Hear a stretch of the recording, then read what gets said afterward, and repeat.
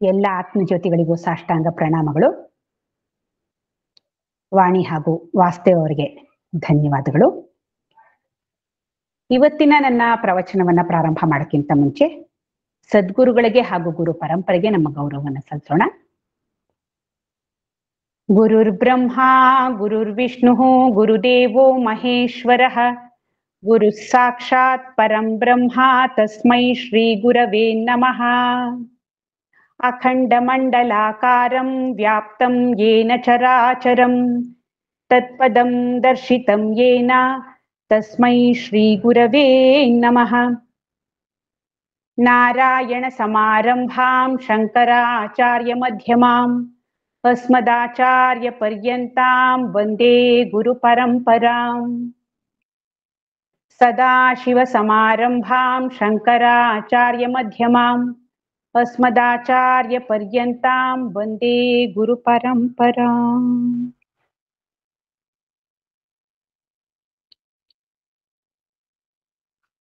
ಇವತ್ತಿನ ನನ್ನ ಉಪನ್ಯಾಸದ ಶೀರ್ಷಿಕೆ ಸತ್ಯ ದರ್ಶನದ ದಿಕ್ಸೂಚಿ ಪ್ರಕ್ರಿಯೆ ಅಂತ. ಏನಿದು ಸತ್ಯ ದರ್ಶನ? ಇದರ ದಿಕ್ಸೂಚಿಯಾಗಿ ಕೆಲಸ ಮಾಡುವಂಥ ಈ ಪ್ರಕ್ರಿಯೆ ಅಂದ್ರೆ ಏನು? ಇದನ್ನೆಲ್ಲ ತಿಳ್ಕೊಳ್ಳೋದಕ್ಕಿಂತ ಮುಂಚೆ ಒಂದು ಕಥೆ ಕೇಳ್ಬಿಡೋಣ. ಈಗಾಗಲೇ ವಾಣಿಯವ್ರು ಹೇಳಿದ್ರಲ್ಲ, ಇವ್ರ ಕಥೆ ಹೇಳಕ್ ತುಂಬಾ ಇಷ್ಟ, ಇವ್ರಿಗೆ ಕೇಳಕ್ ಮಕ್ಳಿಗೂ ಇಷ್ಟ ಅಂತ. ಮಕ್ಳಿಗೆ ತಾನೇ ಯಾಕೆ, ದೊಡ್ಡವ್ರಿಗೂ ಇಷ್ಟನೇ ತಾನೆ. ಹಾಗಾಗಿ ಒಂದು ಕಥೆಯಿಂದ ಪ್ರಾರಂಭ ಮಾಡೋಣ. ಈ ಕಥೆ ನಾನು ಚಿಕ್ಕ ಹುಡುಗಿಯಾಗಿದ್ದಾಗ ಚಂದಮಾಮದಲ್ಲಿ ಓದಿದ ಕಥೆ. ಒಂದು ರಾಜ್ಯ ಇರುತ್ತೆ, ಅದಕ್ಕೊಬ್ಬ ರಾಜ ಇರ್ತಾನೆ.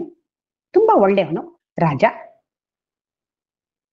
ಅವನು ಪ್ರತಿನಿತ್ಯ ಮಾರುವೇಷದಲ್ಲಿ ತನ್ನ ರಾಜ್ಯದಲ್ಲಿ ಸಂಚಾರ ಮಾಡ್ತಾ ಜನರ ಕಷ್ಟ ಸುಖಗಳನ್ನ ತಿಳ್ಕೊಳ್ಳೋ ಪ್ರಯತ್ನ ಮಾಡ್ತಾ ಇರ್ತಾನೆ. ಹಾಗೆ ಒಂದು ದಿವಸ ಒಂದೂರಿಗೆ ಹೋಗ್ತಾನೆ.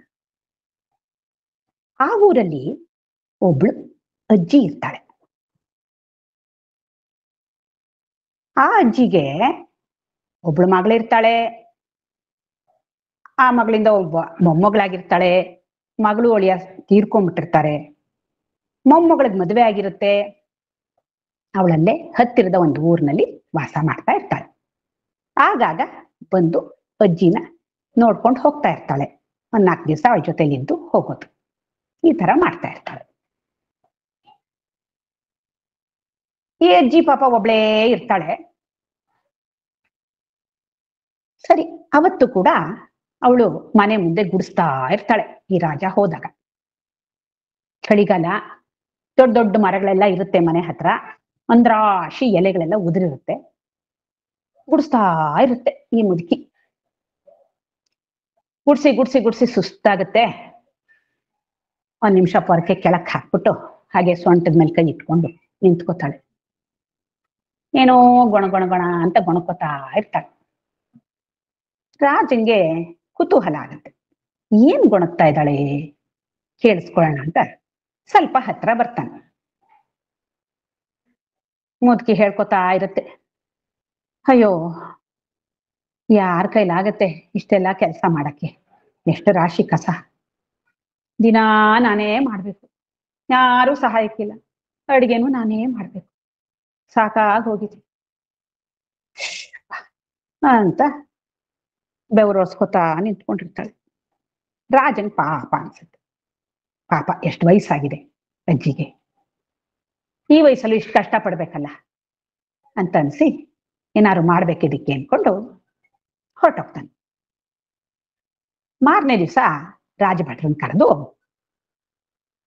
ಹೇಳ್ತಾನೆ, ನೋಡಿ ಇಂಥ ಕಡೆ ಇಂಥ ಊರು, ಇಂಥ ಊರಲ್ಲಿ ಇಂಥ ಜಾಗದಲ್ಲಿ ಒಂದ್ ಮನೆ, ಅಲ್ಲೊಬ್ಳು ಅಜ್ಜಿ ಇದ್ದಾಳೆ, ಹೋಗಿ ನೀವು ಆ ಅಜ್ಜಿನ ಕರ್ಕೊಂಬನ್ನಿ ಅಂತ ಹೇಳ್ತಾರೆ.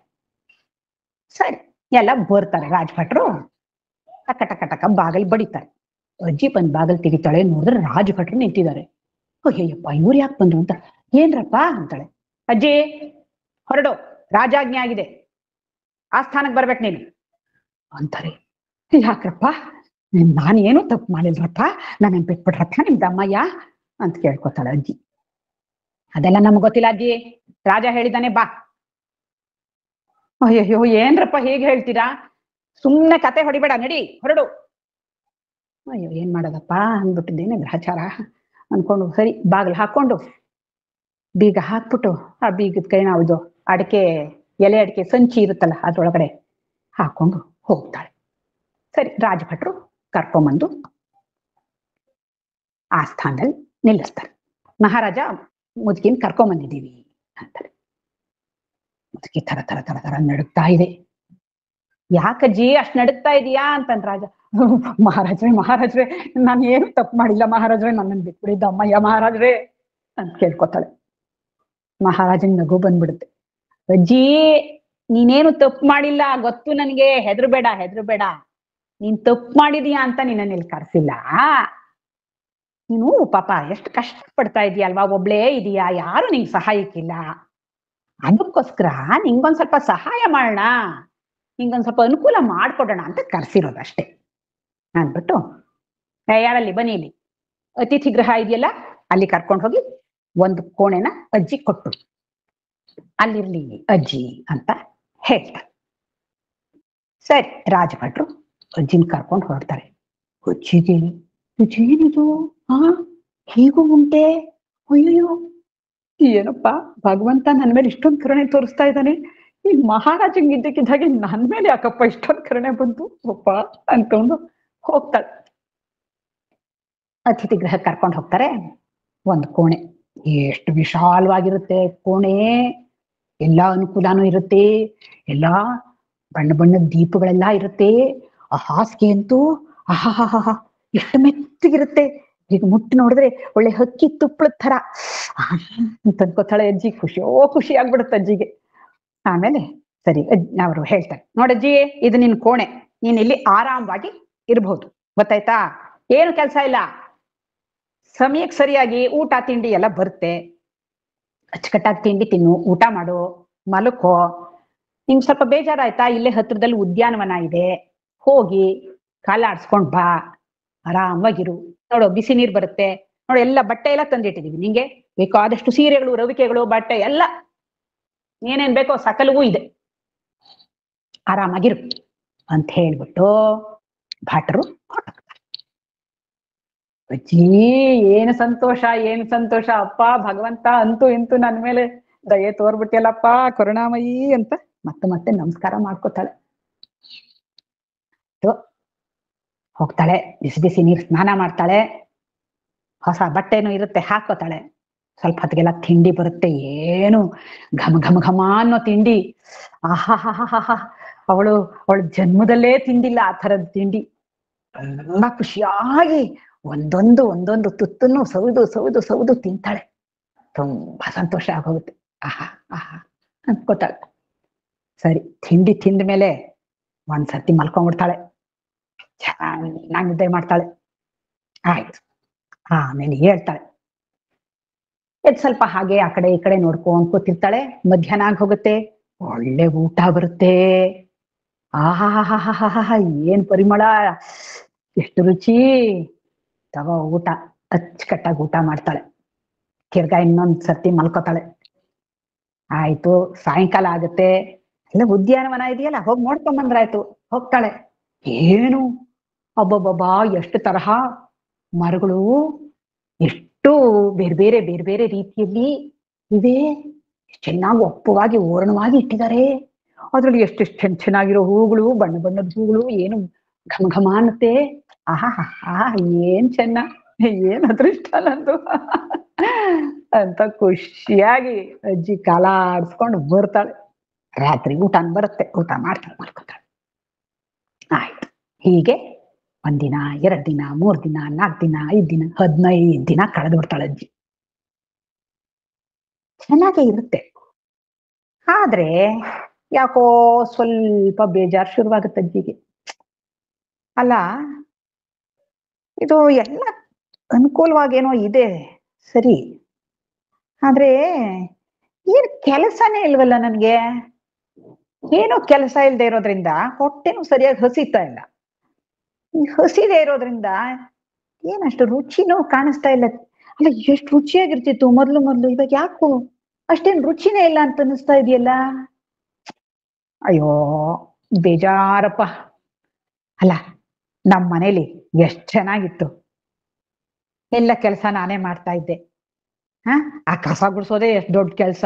ಅದೆಲ್ಲ ಮಾಡೋ ಹೊತ್ತಿಗೆ ಚೆನ್ನಾಗಿ ಹೊಟ್ಟೆ ಹಸಿತಾ ಇತ್ತು, ಒಳ್ಳೆ ಅಡ್ಗೆ ಮಾಡ್ಕೊತಾ ಇದ್ದೆ, ಎಷ್ಟು ರುಚಿಯಾಗಿರೋದು. ಇನ್ ನನ್ ಮೊಮ್ಮಗಳು ಬರೋಳು, ಅವಾಗವಾಗ ಅವಳಿಗೆ ನಾನು ಮಾಡಿದ್ದು ಬದ್ನೆಕಾಯಿ ಸುಟ್ಟಿ ಗೊಜ್ಜಿ ಅಂದ್ರೆ ಎಷ್ಟಿಷ್ಟ. ಎಷ್ಟು ಸಂತೋಷವಾಗಿ ಊಟ ಮಾಡೋಳು, ನನ್ ಜೊತೆ ಎಲ್ಲ ಮಾತಾಡ್ಕೊಂಡಿರೋಳು. ಮೊಮ್ಮಗಳನ್ನಾದ್ರೂ ಕರ್ಸೋಣ ಅಂದ್ರೆ ಅಯ್ಯೋ ಪಾಪ, ಅವಳು ಬಂದು ಇಲ್ಲಿ ಸಿಕ್ಕಾಕೊಂಡು ಅವಳೇನ್ ಮಾಡ್ತಾಳೆ ಪಾಪ. ಬೇಡಪ್ಪ, ಏನ್ ಮಾಡ್ಲಿ ನಾನು ಇವಾಗ, ಎಷ್ಟ್ ದಿವ್ಸ ಇರೋದಿಲ್ಲಿ, ಅಯ್ಯೋ ಆಗಲ್ವೇ ಅಂತ ಬೇಜಾರ್ ಶುರುವಾಗುತ್ತೆ. ಮೊದಲು ದೇವರಿಗೆ ಧನ್ಯವಾದ ಹೇಳ್ತಾಳೆ, ಇವಾಗ ಅಯ್ಯೋ ದೇವ್ರೆ, ಯಾಕಪ್ಪ ನನ್ನ ಇಲ್ಲಿ ಬಂದ್ಬಿಟ್ಟು ಇಲ್ಲಿ ಸಿಕ್ಸಕ್ಬಿಟ್ಟೆ ನೀನು. ಒಳ್ಳೆ ಕಾರಾಗೃಹ ಇದ್ದಾಗಿದೆ ಇದು, ನಂಗೆ ಬೇಡವಾಗಿತ್ತು ಇದು, ನನ್ ಮನೆನೇ ಚೆನ್ನಾಗಿತ್ತು ಅಂತ ದುಃಖ ಪಡಕ್ ಶುರು ಮಾಡ್ತಾಳೆ ಅಜ್ಜಿ. ಮತ್ತೆ ಒಂದ್ ದಿವ್ಸ, 2 ದಿವ್ಸ, 3 ದಿವ್ಸ ಕಳೆಯುತ್ತೆ, ಮತ್ತೆ 15 ದಿನಗಳ ಕಳೆಯುತ್ತೆ. ಅಜ್ಜಿಗೆ ಊಟ ಸೇರಲ್ಲ, ನಿದ್ದೆ ಬರಲ್ಲ, ಮತ್ತೆ ಸೊಣಕ್ಲಾಗ್ಬಿಡುತ್ತೆ ಅಜ್ಜಿ. ಸರಿ, 1 ತಿಂಗಳಾಯ್ತಲ್ಲ, ರಾಜನ್ಗೆ ಇದ್ದಕ್ಕಿದ್ದ ಹಾಗೆ ಅಜ್ಜಿ ಜ್ಞಾಪಕ ಬರುತ್ತೆ. ಅರೆ, ಅಜ್ಜಿನ್ ಕರ್ಕೊಂಡ್ ಬಂದಿದ್ವಲ್ಲ, ಹೇಗಿದ್ದಾಳು ನೋಡೋಣ ಅಂತ ಬರ್ತಾನ ರಾಜ. ನೋಡ್ರಿ, ಅಜ್ಜಿ ಒಂದ್ ಮೂಲೆಯಲ್ಲಿ ಮಂಕ ಕೂತ್ಕೊಂಡ್ಬಿಟ್ಟಿದ್ದಾಳೆ, ಏನೋ ಮಣ ಮಣ ಮಣ ಮಣ ಅಂತ ಇದ್ದಾಳೆ, ವಟ ವಟ ವಟ ಅಂತ ಇದ್ದಾಳೆ.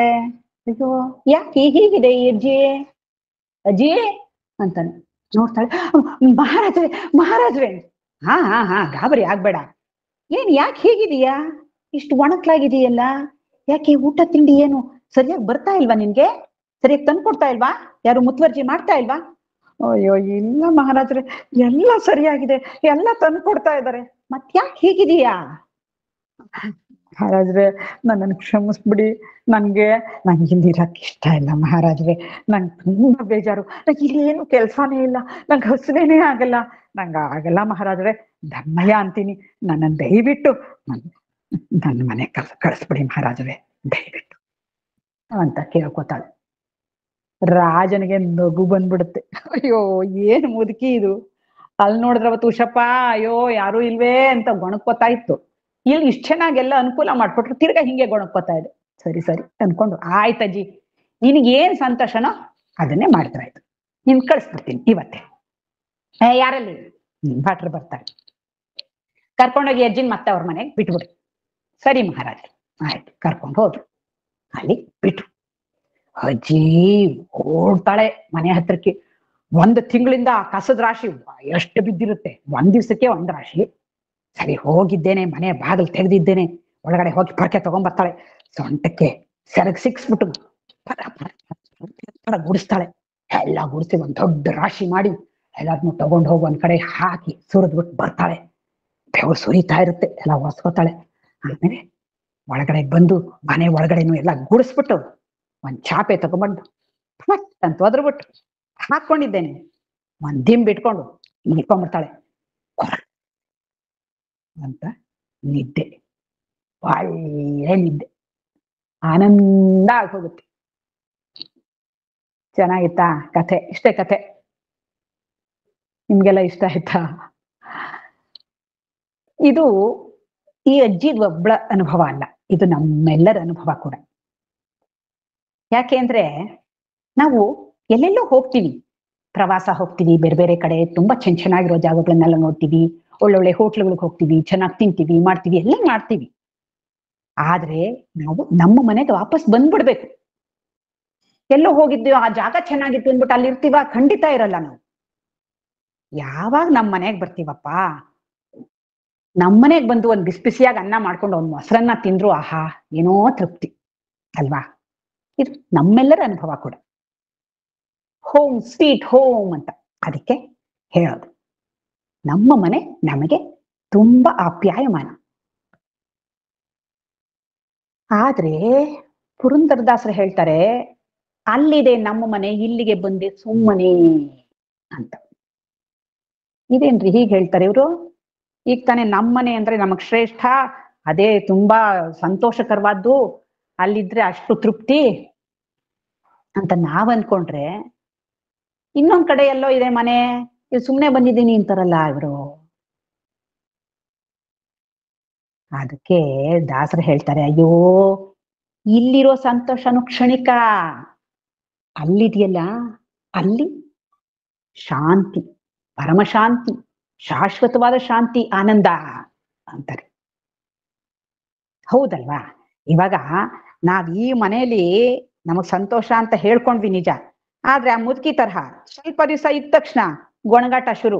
ಎಲ್ಲಿಗಾದ್ರೂ ಹೋಗ್ಬೇಕು, ಅಯ್ಯೋ ಅವತ್ತಿಂದ ಮನೇಲೇ ಇದೀವಿ, ಎಲ್ಲೂ ಹೋಗಿಲ್ಲ, ಒಂದ್ ಜಾಗ ನೋಡಿಲ್ಲ, ಒಂದ್ ಹೋಟ್ಲಿಗೆ ಹೋಗಿಲ್ಲ, ಶುರುವಾಗ್ಬಿಡುತ್ತೆ. ಅಲ್ಲಿಗೆ ಹೋದಾಗ ಇಲ್ಲಿಗೆ, ಇಲ್ಲಿಗೆ ಬಂದಾಗ ಅಲ್ಲಿಗೆ, ಇದೆ ತಾರಾಟ. ಎಲ್ಲೂ ನೆಮ್ಮದಿಯಿಂದ ಇಲ್ಲ ನಾವು. ಅದಕ್ಕೆ ದಾಸರು ಹೇಳ್ತಾರೆ, ಇದು ಎಲ್ಲ ದಿನನಿತ್ಯದ್ದು, ಇದು ಆಗೋದಿಲ್ಲಪ್ಪ, ಇದೆಲ್ಲ ನಿಮ್ಗೆ ಶಾಶ್ವತವಾದ ಆನಂದವನ್ನ ಕೊಡೋದಿಲ್ಲ. ಅದಕ್ಕೆ ಅಲ್ಲಿದೆ ಅಂತಾರೆ. ಎಲ್ಲಿದೆ ತೋರಿಸ್ತೀರಾ? ಅಲ್ಲಿ ಯಾವಾಗ್ಲೂ ಆನಂದನಾ? ಹ್ಞೂ, ತೋರಿಸ್ತೀರಾ? ಅಯ್ಯೋ ತೋರ್ಸೋದೇನ್ರಿ ಬಂತು, ಪ್ರತಿನಿತ್ಯ ನೋಡ್ತಾ ಇದ್ದೀರಲ್ರಿ. ಏನು ಪ್ರತಿನಿತ್ಯನಾ? ಹ್ಞೂ, ಎಲ್ಲಿ? ನಿಮ್ ಗಾಢ ನಿದ್ದೆಯಲ್ಲಿ. ನಿಮ್ಮ ಗಾಢ ನಿದ್ದೆಯಲ್ಲಿ ನೀವು ಆನಂದವಾಗಿದ್ರೋ ಇಲ್ವೋ? ಹೌದು, ಆರಾಮಾಗಿತ್ತು. ಎಷ್ಟು ಆರಾಮ ಅಂದ್ರೆ, ಬೆಳಗ್ಗೆ ಎದ್ರೆ ಅದು ಎಷ್ಟು ಲವಲವಿಕೆ, ದೇಹದಲ್ಲಿ ಎಷ್ಟು ಉತ್ಸಾಹ, ಹುರುಪು ಬಂದ್ಬಿಟ್ಟಿರುತ್ತೆ, ಅಷ್ಟು ಚಂದ ಆ ಗಾಢ ನಿದ್ದೆ. ಅದೇನಪ್ಪ ನಿಮ್ಮ ಮನೆ, ಅದೇನಪ್ಪ ನಿಮ್ಮ ಸ್ವರೂಪ ಅಂತ ಹೇಳುತ್ತೆ ವೇದಾಂತ. ಹೇ ಅಲ್ಲ ರೀ, ಆ ಗಾಢ ನಿದ್ರೆಯಲ್ಲಿ ಏನು ಗೊತ್ತಾಗಲ್ಲ, ಅದು ಅಜ್ಞಾನದ ಸ್ಥಿತಿ ಅಲ್ವೇನ್ರಿ ಅಂದ್ರೆ ವೇದಾಂತ ಹೇಳುತ್ತೆ. ಅಂತ ನೀನ್ ಅಂದ್ಕೊಂಡಿದೀಯ, ನಿನಗೆ ನಿಜ ಏನು ಅಂತ ಗೊತ್ತಿಲ್ಲ, ಅದಕ್ಕೆ ಹಾಗೆ ಅಂದ್ಕೊಂಡಿದೀಯ. ನಿನಗೆ ನಿನ್ನ ನಿಜ ಸ್ವರೂಪ, ಮೂಲ ಸ್ವರೂಪ, ಆನಂದ ಸ್ವರೂಪ ಅನ್ನೋದನ್ನ ನಾನು ತಿಳಿಸ್ಕೊಡ್ತೀನಿ, ಹಂತ ಹಂತವಾಗಿ ನಿನಗೆ ತಿಳಿಸ್ಕೊಡ್ತೀನಿ. ಹೀಗೆ ಸುಮ್ಮನೆ ಹೇಳಿದ್ರೆ ನೀನು ಒಪ್ಕೊಳ್ಳಲ್ಲ ಅಂತ ಹೇಳುತ್ತೆ. ಆ ಹಂತ ಹಂತವಾಗಿ ತಿಳಿಸ್ಕೊಡೋದಕ್ಕೇನೆ ಪ್ರಕ್ರಿಯೆ ಅಂತ ಹೇಳ್ತಾರೆ. ಸತ್ಯ ದರ್ಶನ ಅಂದ್ರೆ ಏನು? ಸತ್ಯ ಅಂತಂದ್ರೆ ಅದು ಯಾವಾಗ್ಲೂ ಇರುವಂಥದ್ದು, ಅದು ನಾಶವಾಗದೇ ಇರುವಂಥದ್ದು, ಅದು ಸತ್ಯ. ಅದರ ದರ್ಶನ ಮಾಡಿಸೋದು ಯಾವುದು? ಈ ಒಂದು ವಿಶೇಷವಾದ ಬೋಧನಾ ವಿಧಾನ, ಅದಕ್ಕೆ ಪ್ರಕ್ರಿಯೆ ಅಂತ ವೇದಾಂತ ಹೇಳುತ್ತೆ. ಹೌದಾ, ಆ ಥರ ಬಂದಿದ್ಯಾ? ಏನದು ಹಾಗಂದ್ರೆ ಪ್ರಕ್ರಿಯೆ ಅಂದ್ರೆ? ಪ್ರಕ್ರಿಯೆ ಅಂದ್ರೆ ಕ್ರಿಯೆಯನ್ನ ಮೀರಿದ್ದು. ಈಗ ನಮಗೆ ಏನಾದ್ರೂ ಒಂದನ್ನು ಪಡ್ಕೋಬೇಕಾದ್ರೆ ನಾವು ಏನಾದ್ರೂ ಒಂದು ಕ್ರಿಯೆಯನ್ನ ಮಾಡ್ಬೇಕು. ಇವಾಗ ನನಗೆ ಹೊಟ್ಟೆ ಹಸುವಾದ್ರೆ ನಾನು ಅಡಿಗೆ ಮಾಡ್ಬೇಕು, ಅಥವಾ ಹೋಟ್ಲಿಂದ ತರಬೇಕು, ಹೋಟ್ಲಿಂದ ತರಕ್ಕೆ ಹೋಗ್ಬೇಕು, ಆಮೇಲೆ ಅದಕ್ಕೆ ನನ್ನ ಹತ್ರ ದುಡ್ಡಿರ್ಬೇಕು, ಆ ದುಡ್ಡನ್ನ ನಾನು ಸಂಪಾದನೆ ಮಾಡಿರ್ಬೇಕು, ಅದಕ್ಕೆ ಕಷ್ಟಪಟ್ಟಿರ್ಬೇಕು, ಅಲ್ಲಿ ಕ್ರಿಯೆ ಮಾಡಿರ್ಬೇಕು. ಹೀಗೆ ಏನಾದ್ರೂ ಒಂದು ಸಣ್ಣ ಕೆಲಸ ಆಗ್ಬೇಕಾದ್ರೂ ಅದರ ಹಿಂದೆ ಕ್ರಿಯೆ ನಡಿಬೇಕು. ಆದ್ರೆ ಈ ಪ್ರಕ್ರಿಯೆ ಅನ್ನೋದು ಯಾವ ರೀತಿ? ಕ್ರಿಯೆಯನ್ನ ಮೀರಿದ್ದು. ಅಂದ್ರೆ ಈಗಾಗ್ಲೇ ಒಂದು ಇದೆ, ಅದು ಇದೆ ಅನ್ನೋದು ನನಗೆ ಗೊತ್ತಿಲ್ಲ ಅಷ್ಟೇ. ಅದನ್ನ ತಿಳ್ಕೊಬೇಕಾದ್ರೆ ನಾನು ಇನ್ನೇನು ಕ್ರಿಯೆ ಮಾಡ್ಬೇಕಾಗಿಲ್ಲ, ತಿಳ್ಕೊಬೇಕಷ್ಟೆ. ಹಾಗಾಗಿ ಕ್ರಿಯೆಯನ್ನ ಮೀರಿದ್ದು ಈ ಪ್ರಕ್ರಿಯೆ. ಒಂದು ಉದಾಹರಣೆ ಆದ್ರೆ, ಇವಾಗೆಲ್ಲ ಹೊರಟಿರ್ತೀವಿ, ಕನ್ನಡಕ ಬೇಕು, ಹುಡುಕ್ತಾ ಇದ್ದೀನಿ, ಕನ್ನಡಕ ಇಲ್ಲ, ಕನ್ನಡಕ ಇಲ್ಲ. ರೀ ಕನ್ನಡಕ ಎಲ್ರಿ, ಸ್ವಲ್ಪ ನನ್ ನೋಡ್ರಿ ಅಂತೀನಿ. ನೀನೇ ಹಾಕೊಂಡೇ ಇದೆಯಲ್ಲ ಕನ್ನಡಕ. ಅಯ್ಯೋ ಹಾಕೊಂಡೇ ಇದ್ದೀನಾ? ಹಾಕೊಂಡೇ ಇದ್ದೀನಿ, ಆದ್ರೆ ಹುಡುಕ್ತಾ ಇದ್ದೀನಿ. ಇವಾಗ ಹಾಕೊಂಡೇ ಇದೆಯಿಲ್ಲ ಅಂತ ಅವ್ರು ಹೇಳಿದ ತಕ್ಷಣ ಓ ಅಂತ ತಿಳ್ಕೊಳಕ್ ಏನ್ ಕ್ರಿಯೆ ಮಾಡ್ಬೇಕಾಯ್ತು? ಏನು ಕ್ರಿಯೆ ಮಾಡ್ಬೇಕಾಗ್ಲಿಲ್ಲ. ತಿಳ್ಕೊಂಡೆ ಅಷ್ಟೆ. ಹಾಗಾಗಿ ಯಾವ ಕ್ರಿಯೆಯೂ ಬೇಕಿಲ್ಲದ ಈಗಾಗಲೇ ಇರುವುದನ್ನ ಅರಿಯೋದಕ್ಕೆ ಕನ್ನಡಕ ಇಲ್ಲಿ ಇದೆ ಆಗ್ಲೇ, ಇದನ್ನ ತಿಳ್ಕೊಬೇಕಷ್ಟೆ. ಅದನ್ನ ತಿಳ್ಕೊಳ್ಳೋದಕ್ಕೆ ಸಹಾಯ ಮಾಡುವಂತ ಒಂದು ವಿಧಾನ ಈ ಒಂದು ಪ್ರಕ್ರಿಯೆ. ಈಗ ನಮ್ಮ ಗುರುಗಳು ಒಂದು ಉದಾಹರಣೆ ಕೊಡ್ತಾರೆ. ಅವ್ರೊಂದ್ಸತಿ ನೇಪಾಳಕ್ಕೆ ಹೋಗಿದ್ರಂತೆ. ಅಲ್ಲಿ ರಾಜನ ಅರಮನೆ ಇದೆ ಅಂತ ಹೇಳಿದ್ರು. ಸರಿ, ಇವರು ಹುಡುಕ್ತಾ ಇದ್ದಾರೆ ರಾಜನ ಅರಮನೆ, ಎಲ್ಲೂ ಕಾಣ್ಲಿಲ್ಲ. ಯಾರೋ ಒಬ್ಬರನ್ನ ಕೇಳಿದ್ರಂತೆ, ಎಲ್ಲಿದೆ ಅರಮನೆ? ಇದೇ, ಇಲ್ಲಿ ಎದ್ರ ಕಾಣಿಸ್ತಾ ಇದೆಯಲ್ಲ ಇದೇನೆ ಅಂದ್ರು. ಅಯ್ಯೋ ಹೌದಾ?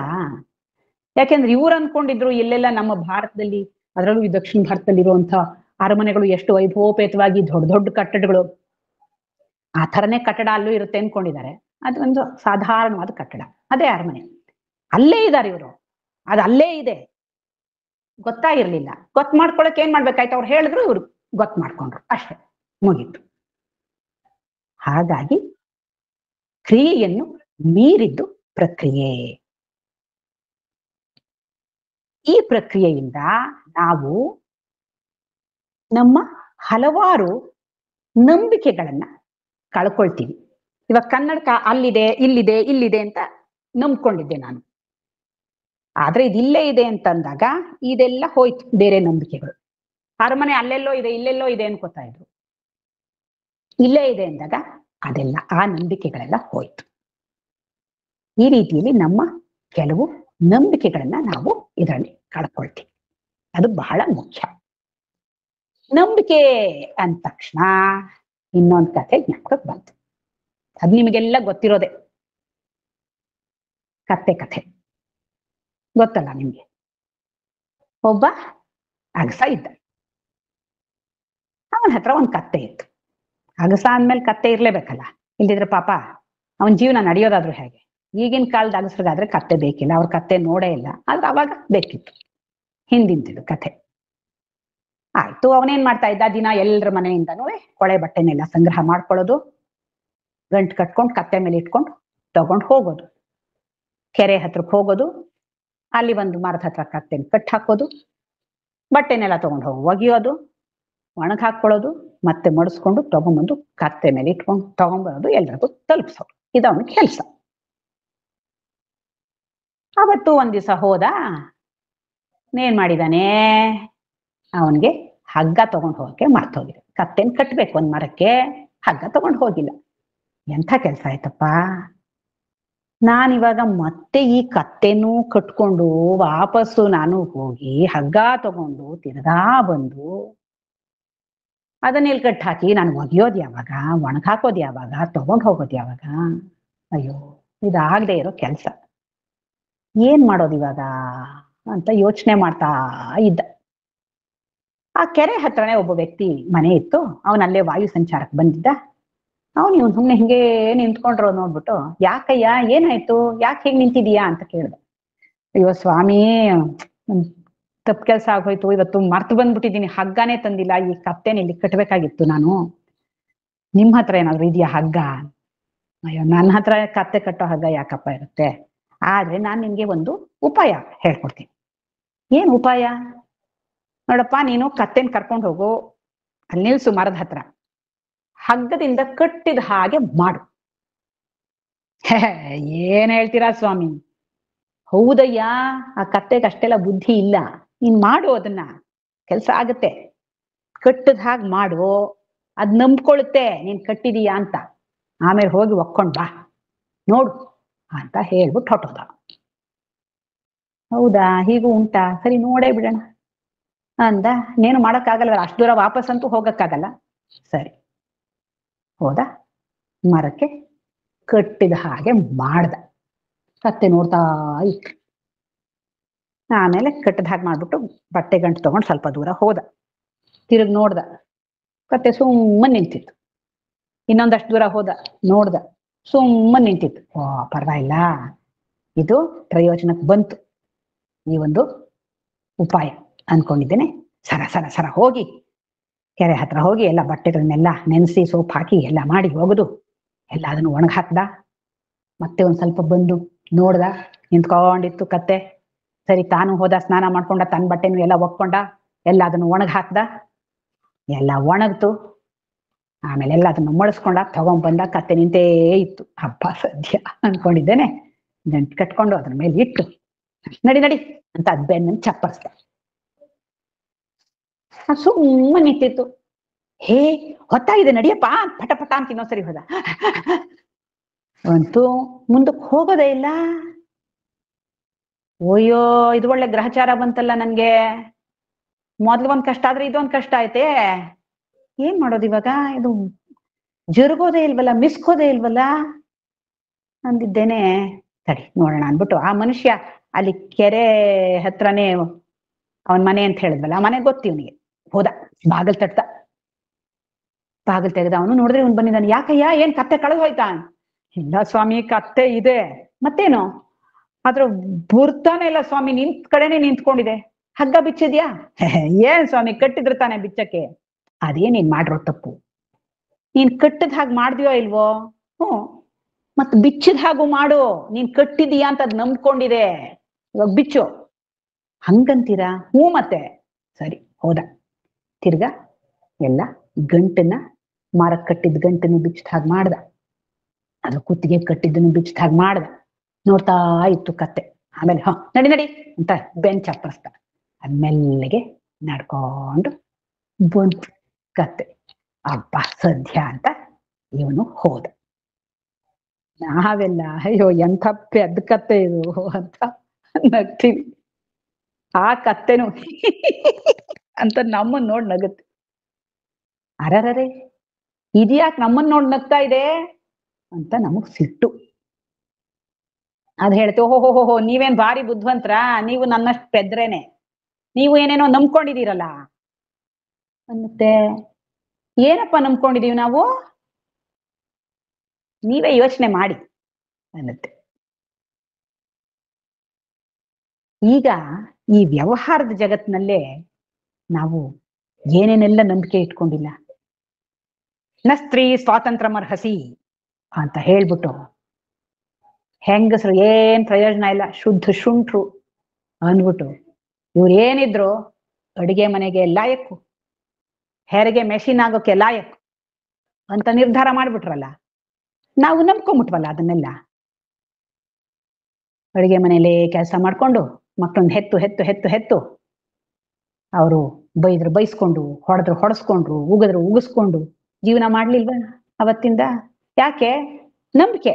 ಅವ್ರು ಏನ್ ಹೇಳಿದ್ರು ಅದೇ ವೇದವಾಕ್ಯ.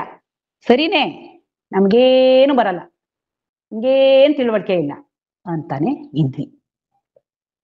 ಆದ್ರೆ ಆಮೇಲೆ ಏನಾಯ್ತು? ಯೋಚನೆ ಮಾಡಿದ್ರು ಹೆಂಗಸರು. ಅಲ್ಲ ಯಾಕೆ? ನಮ್ಗೇನ್ ಬುದ್ಧಿವಂತಿಕೆ ಇಲ್ವಾ? ನಮ್ಗೇನ್ ಓದಕ್ ಬರಲ್ವಾ? ಓದೋಣ, ಶಾಲೆಗೆ ಸೇರ್ಕೊಳ್ಳೋಣ, ಯಾಕಾಗಲ್ಲ ಅಂದ್ರು. ಸೇರ್ಕೊಂಡ್ರು, ಚೆನ್ನಾಗೆ ಅಂಕಗಳನ್ನ ತಗೊಂಡ್ರು. ಈಗ್ಲೂ ಪ್ರತಿ ಸರ್ತಿನೂ SSLC PUC ಪರೀಕ್ಷೆಗಳಲ್ಲಿ ಹುಡುಗಿರ್ದೇ ಮೇಲ್ಗೈ. ಎಷ್ಟೆಷ್ಟು ಒಳ್ಳೊಳ್ಳೆ ಕೆಲಸಗಳಿಗೆ ಸೇರ್ಕೊಂಡ್ರು. ಬೇಕಾದಷ್ಟು ಎಲ್ಲ ಕ್ಷೇತ್ರಗಳಲ್ಲೂ ಮುಂದುವರೆದ್ರು. ಸುನೀತಾ ವಿಲಿಯಮ್ಸ್ ಸ್ಪೇಸ್ ಸ್ಟೇಷನ್ಗೆ ಹೋಗ್ಬಿಟ್ಟು ಬಂದ್ರು. ಅದಕ್ಕಿಂತ ಇನ್ನೇನ್ ಬೇಕು? ಈ ರೀತಿ ಯಾತಕ್ಕಾಯ್ತು? ಆ ತಪ್ಪು ನಂಬಿಕೆಗಳನ್ನ, ಸುಳ್ಳು ನಂಬಿಕೆಗಳನ್ನ ಕಳ್ಕೊಂಡ್ರು. ಹೌದು, ಈಗ ನಾವ್ ಯಾವ ನಂಬಿಕೆಗಳನ್ನ ಕಳ್ಕೋಬೇಕು? ಹೆಣ್ಣಾಗ್ಲಿ ಗಂಡಾಗ್ಲಿ ಕೆಲವು ಮೂಲಭೂತವಾದ ನಂಬಿಕೆಗಳನ್ನ ಇಟ್ಕೊಂಡಿದೀವಿ. ಏನು? ನಾನು ಹೆಂಗಸು, ನಾನು ಗಂಡಸು, ನಾನಿಷ್ಟುದ್ದ ಇಷ್ಟಪ್ಪ, ನಾನು ಬಲಹೀನ, ನನಗೇನೂ ಆಗಲ್ಲ, ಇಷ್ಟು ದೊಡ್ಡ ಪ್ರಪಂಚ ಇದೆ, ಏನೇನೆಲ್ಲ ನಡೆಯುತ್ತೆ, ಆ ಭಗವಂತ ಏನ್ ಮಾಡ್ಬಿಡ್ತಾನೋ, ನನ್ನನ್ನು ಎಲ್ಲಿಗೆ ತಳ್ಳಿಬಿಡ್ತಾನೋ, ಏನ್ ಗಂಡಾಂತರ ಬಂದ್ಬಿಡುತ್ತೋ ಅಂತ ಹಗಲು ಇರುಳು ಅದೇ ಹೆದರಿಕೆ ಹೆದರಿಕೆ ಹೆದರಿಕೆ ಹೆದರಿಕೆ. ನಾನು ಪರಿಮಿತ ಅನ್ನೋ ಒಂದು ಕುಗ್ಗಿದ ಮನೋಭಾವ. ಈ ಒಂದು ನಂಬಿಕೆಗಳನ್ನ ಪರಿಶೀಲನೆ ಮಾಡ್ಬೇಕಲ್ವಾ? ಪರಿಶೀಲನೆ ಮಾಡದೆ ಹೋದ್ರೆ ಹೀಗೇ ಇರ್ತೀವಿ. ವೇದಾಂತ ಹೇಳುತ್ತೆ, ತತ್ವಮಸಿ, ನೀನು ಪರಬ್ರಹ್ಮನೇ ಆಗಿದೀಯಾ ಅಂತ ಹೇಳುತ್ತೆ. ಅದ್ ಹೇಗ್ರಿ, ನಾನು ಅಲ್ಪ ಅಂತ ನಮ್ಮ ಭಾವನೆ. ಅದಕ್ಕೆ ಹೇಳುತ್ತೆ ವೇದಾಂತ, ಯೋಚನೆ ಮಾಡಬೇಡ, ಪ್ರಕ್ರಿಯೆಯ ಮೂಲಕ ನಿನಗೆ ನಾನು ಹಂತ ಹಂತವಾಗಿ ವಿವರಿಸಿ ನೀನು ಹೇಗೆ ಪರಬ್ರಹ್ಮ ಸ್ವರೂಪಿ ಅನ್ನೋದನ್ನ ಹೇಳ್ಕೊಡ್ತೀನಿ, ಕೇಳು ಅಂತ ಹೇಳುತ್ತೆ. ಸರಿ, ನೋಡೋಣಪ್ಪ ಏನ್ ಹೇಳ್ಕೊಡುತ್ತೆ ಅಂತಂದ್ರೆ, ಈ ಪ್ರಕ್ರಿಯೆಗಳಲ್ಲಿ ಮುಖ್ಯವಾಗಿ 4 ವಿಧ. ಸಾಂಪ್ರದಾಯಿಕ ವೇದಾಂತ ಪ್ರಕ್ರಿಯೆಗಳು, ಆತ್ಮವಿಚಾರ ಪ್ರಕ್ರಿಯೆಗಳು, ಯುಕ್ತಿ ರೂಪ ಪ್ರಕ್ರಿಯೆಗಳು, ಕಥಾರೂಪ ಪ್ರಕ್ರಿಯೆಗಳು ಅಂತ ಮುಖ್ಯವಾಗಿ ವಿಭಜನೆ. ಅದರಲ್ಲಿ ಇವತ್ತು ನಾವು ಸಾಂಪ್ರದಾಯಿಕ ವೇದಾಂತ ಪ್ರಕ್ರಿಯೆಗಳಲ್ಲಿ ಒಂದು ಪ್ರಕ್ರಿಯೆಯನ್ನ ಅವಲೋಕನ ಮಾಡೋ ಪ್ರಯತ್ನವನ್ನ ಮಾಡೋಣ. ಅದು ಅಧ್ಯಾರೋಪ ಅಪವಾದ ಅಂತ. ಈಗ ನಾವೇನ್ ತಿಳ್ಕೊಬೇಕಾಗಿದೆ? ತತ್ವಮಸಿ ಅನ್ನೋದನ್ನ ತಿಳ್ಕೊಬೇಕಾಗಿದೆ, ನಾನು ಪರಬ್ರಹ್ಮ ಸ್ವರೂಪಿ ಅನ್ನೋದನ್ನ. ಅದರಲ್ಲಿ ಇದು ಹೇಗೆ ಸಹಾಯ ಮಾಡುತ್ತೆ? ಅಧ್ಯಾರೋಪ ಅಪವಾದ. ಅಧ್ಯಾರೋಪ ಅಂತಂದ್ರೆ ಯಾವುದೋ ಒಂದು ವಸ್ತುವಿನ ಮೇಲೆ ಏನೋ ಒಂದನ್ನ ಆರೋಪ ಮಾಡೋದು, ಆಮೇಲೆ ಆ ಆರೋಪ ಏನ್ ಮಾಡಿರ್ತೀವಿ ಅದನ್ನ ತೆಗೆದು ಹಾಕೋದು, ಅಂದ್ರೆ ಅದಕ್ಕೆ ಅಪವಾದ ಅಂತಾರೆ.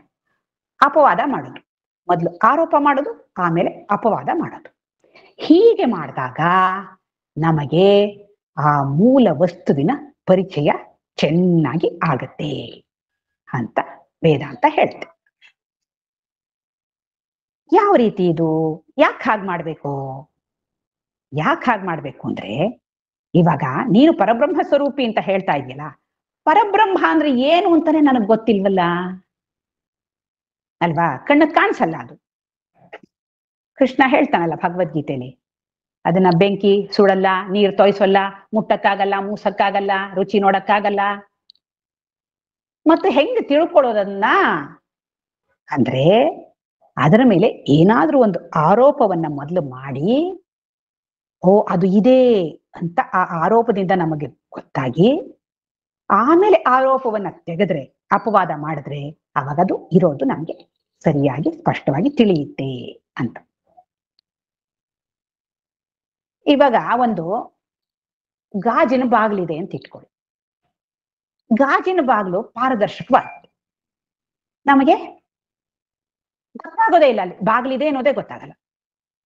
ಇವಾಗ ನಾನು ಮೊದಲು ಕೆಲಸದಲ್ಲಿದ್ದಾಗ ಅಶೋಕ ಹೋಟ್ಲಲ್ಲಿ ಒಂದು ಘಟನೆ ನಡೀತು. ಗಂಡ ಹೆಂಡತಿ ಮಗು, ಆ ಮಗು ಒಂದು 4-5 ವರ್ಷ 6 ವರ್ಷ ಇರ್ಬೋದು. 3 ಜನನು ಹೋಟ್ಲಿಗೆ ಹೋಗಿದ್ದಾರೆ. ಸರಿ, ಊಟ ಮಾಡ್ತಾ ಇದ್ದಾರೆ. ಆ ಮಗು ಏನೋ ಒಂಚೂರು ತಿಂತು, ಆಮೇಲೆ ಅಲ್ಲೇ ಆಟ ಆಡ್ತಾ ಇದೆ. ಸರಿ, ಇವ್ರು ಆಟ ಆಡ್ಕೋತಾ ಇರುತ್ತೆ ಮಗು ಅಂದ್ಬಿಟ್ಟು ಇವ್ರು ಊಟ ಮಾಡ್ತಾ ಇದ್ದಾರೆ. ಅದು ಈ ಕಡೆಯಿಂದ ಆ ಕಡೆಗೆ, ಆ ಕಡೆಯಿಂದ ಈ ಕಡೆಗೆ ಓಡಿ ಓಡಿ ಬರ್ತಾ ಇದೆ. ಅಷ್ಟು ದೂರದಲ್ಲಿ ಒಂದು ಗಾಜಿನ ಬಾಗಿಲಿದೆ. ಅದಕ್ಕದು ಗಾಜಿನ ಬಾಗಿಲು ಅಂತ ಗೊತ್ತೇ ಇಲ್ಲ. ಆ ಕಡೆಗೂ ಹೊರಟೋಗ್ತೀನಿ ಅಂತ ಓಡ್ ಬಂದಿದ್ದೇನೆ, ಆ ಬಾಗಿಲಿಗೆ ಡಿಕ್ಕಿ ಕೊಟ್ಬಿಟ್ಟು ಬಿದ್ಬಿಡ್ತು. ಅದೆಲ್ಲ ಗಾಜೆಲ್ಲ ಒಡೆದು ಚೂರ್ ಚೂರಾಗಿ ಆ ಮುಖಕ್ಕೆ ಮೈಗೆಲ್ಲ ಚುಚ್ಕೊಂಡ್ಬಿಡ್ತು ಮಗುಗೆ. ಆಮೇಲೆ ಕರ್ಕೊಂಡು ಹೋಗಿ ಆಸ್ಪತ್ರೆಗೆ ಸೇರಿಸಿದ್ರು ಕೂಡ ಮಗು ಬದುಕ್ಲಿಲ್ಲ, ಸತ್ತೋಯ್ತು. ಇದು ನಿಜವಾಗ್ಲೂ ನಡೆದ ಘಟನೆ. ಯಾತಕ್ ಹಾಗಾಯ್ತು ಅಂದ್ರೆ, ಆ ಗಾಜಿನ ಬಾಗಿಲಿನ ಮೇಲೆ ಯಾವುದೇ ಒಂದು ಫಲಕ ಇರ್ಲಿಲ್ಲ, ಅದು ಪಾರದರ್ಶಕವಾಗಿದ್ರಿಂದ ಅದು ಕಾಣ್ಲಿಲ್ಲ. ಅದೇ ರೀತಿಯಲ್ಲಿ ನಮ್ಮ ಮೂಲ ಸ್ವರೂಪ ಅದು ಕಾಣಿಸೋದಿಲ್ಲ. ಅದು ಹಾಗಾಗಿ ಅದರ ಮೇಲೆ ಏನಾದ್ರೂ ಒಂದು ಫಲಕವನ್ನ ಅಂಟಿಸ್ಬೇಕು. ಮೊದಲು ಫಲಕವನ್ನ ಅಂಟಿಸಿದ್ರೆ, ಓ ಇಲ್ಲಿ ಇದಿದೆ. ಗಾಜಿನ ಬಾಗಿಲಿನ ಮೇಲೆ ಫಲಕ ಅಂಟಿಸಿದ್ರೆ, ಓ ಇಲ್ಲಿ ಬಾಗಿಲಿದೆ ಅಂತ ಹೆಂಗ್ ಗೊತ್ತಾಗುತ್ತೋ ಹಾಗೆ ಆ ಸ್ವರೂಪದ ಮೇಲೆ ಒಂದು ಫಲಕವನ್ನ ಅಂಟಿಸಿದ್ರೆ, ಓ ಇಲ್ಲಿ ಇದೆ ಏನೋ ಒಂದು ಅಂತ ಗೊತ್ತಾಗುತ್ತೆ. ಗೊತ್ತಾದ ಮೇಲೆ, ಚೆನ್ನಾಗಿ ಪರಿಚಯ ಮಾಡ್ಕೊಂಡ್ಮೇಲೆ, ಇದು ಇಲ್ಲಿ ಬಾಗಿಲಿದೆ ಅನ್ನೋದು ಗೊತ್ತಾದ ಮೇಲೆ ಅದರ ಮೇಲಿನ ಫಲಕ ತೆಗೆದ್ರೆ ಪರವಾಗಿಲ್ಲ. ಅದೇ ರೀತಿ ಸ್ವರೂಪ ಇಲ್ಲಿದೆ ಹೌದು ಅಂತ ಚೆನ್ನಾಗಿ ಗೊತ್ತಾದ ಮೇಲೆ ಆ ಫಲಕಗಳನ್ನ ತೆಗೆದು ಹಾಕ್ಬಿಡ್ಬೋದು. ಹಾಗೆ ಅದ್ರ ಮೇಲೆ ಫಲಕ ಅಂಟಿಸೋದಕ್ಕೆ ಅಧ್ಯಾರೋಪ ಅಂತ ಹೇಳೋದು, ಫಲಕವನ್ನ ತೆಗೆದು ಹಾಕೋದಕ್ಕೆ ಅಪವಾದ ಅಂತ ಹೇಳೋದು. ಆಯ್ತು, ಯಾವ ರೀತಿ ಮಾಡುತ್ತೆ ವೇದಾಂತ ಕೇಳುತ್ತೆ. ಇವಾಗ ನೀನೇನಪ್ಪ, ನೀನ್ ಯಾರು? ನಾನು ಜೀವ ಅಂತ ಹೇಳ್ತೀನಿ ನಾನು.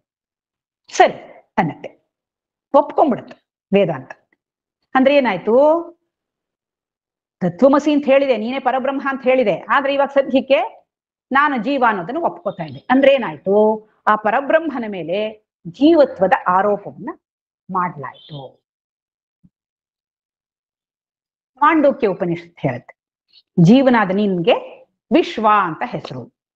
ವಿಶಾಲವಾದ ಪ್ರಪಂಚ ಇದೆಯಲ್ಲ, ಇದು ವಿರಾಟ್, ಇದು ಎಚ್ಚರದ ಸ್ಥಿತಿಯಲ್ಲಿ. ಕನಸಿನ ಸ್ಥಿತಿಯಲ್ಲಿ ಅಲ್ಲೂ ನೀನಿದೀಯಾ, ಅಲ್ಲೂ ಒಂದು ಪ್ರಪಂಚ ಇದೆ ತಾನೆ. ಆ ಕನಸಿನ ನೀನು ಏನಿದೀಯಾ ಅದಕ್ಕೆ ತೈಜಸ ಅಂತ ಹೆಸರು. ಆ ಕನಸಿನ ಪ್ರಪಂಚಕ್ಕೆ ಹಿರಣ್ಯ ಗರ್ಭ ಅಂತ ಹೆಸರು. ಸರಿ, ಗಾಢ ನಿದ್ದೆಯಲ್ಲಿರುವ ನಿನಗೆ ಪ್ರಾಜ್ಞಾ ಅಂತ ಹೆಸರು. ಗಾಢ ನಿದ್ದೆಯ ಒಂದು ಖಾಲಿತನ ಏನಿದೆ ಅದಕ್ಕೆ ಈಶ್ವರ ಅಂತ ಹೆಸರು ಅಂತ ಹೇಳುತ್ತೆ. ಅಲ್ಲಿಗೇನಾಯ್ತು, ಈ ಎಲ್ಲ ಫಲಕಗಳು ಬಂದ್ವು.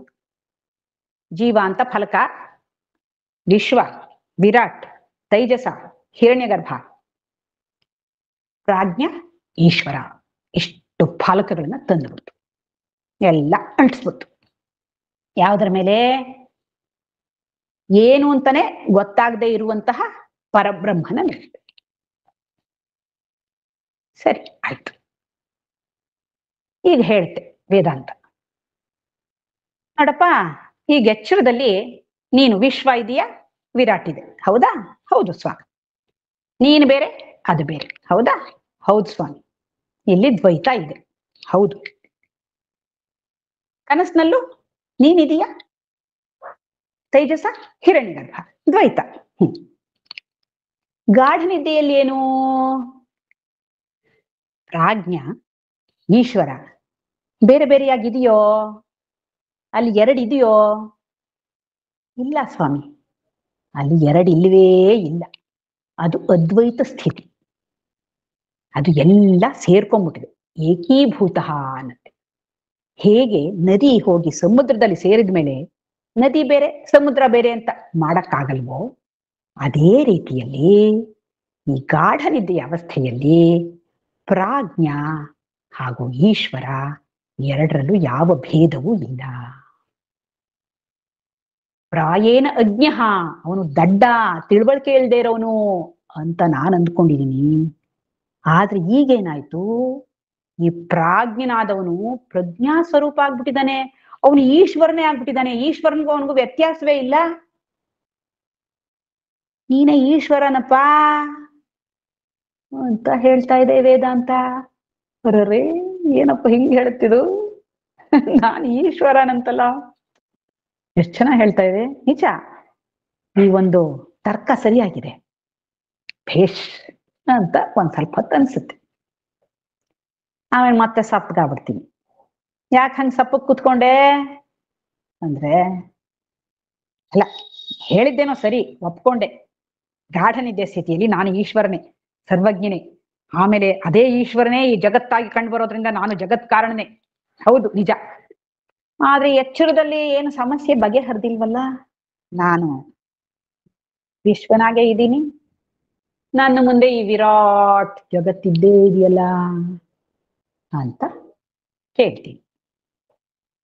ಅದಕ್ಕೆ ವೇದಾಂತ ಹೇಳುತ್ತೆ, ತಡಿ ತಡಿ, ಆತರ ಮಾಡ್ಬೇಡ, ಸ್ವಲ್ಪ ನಿಧಾನ ಮಾಡು, ಅದಕ್ಕೂ ಪರಿಹಾರ ಹೇಳ್ತೀನಿ. ನೋಡಪ್ಪ, ಇವಾಗ ನೀನು ಎಚ್ಚರದಲ್ಲಿ ಏನಪ್ಪಾ, ನೀನಿದೀಯಾ, ಪ್ರಪಂಚ ಇದೆ, ಹೌದಾ? ಹೌದು.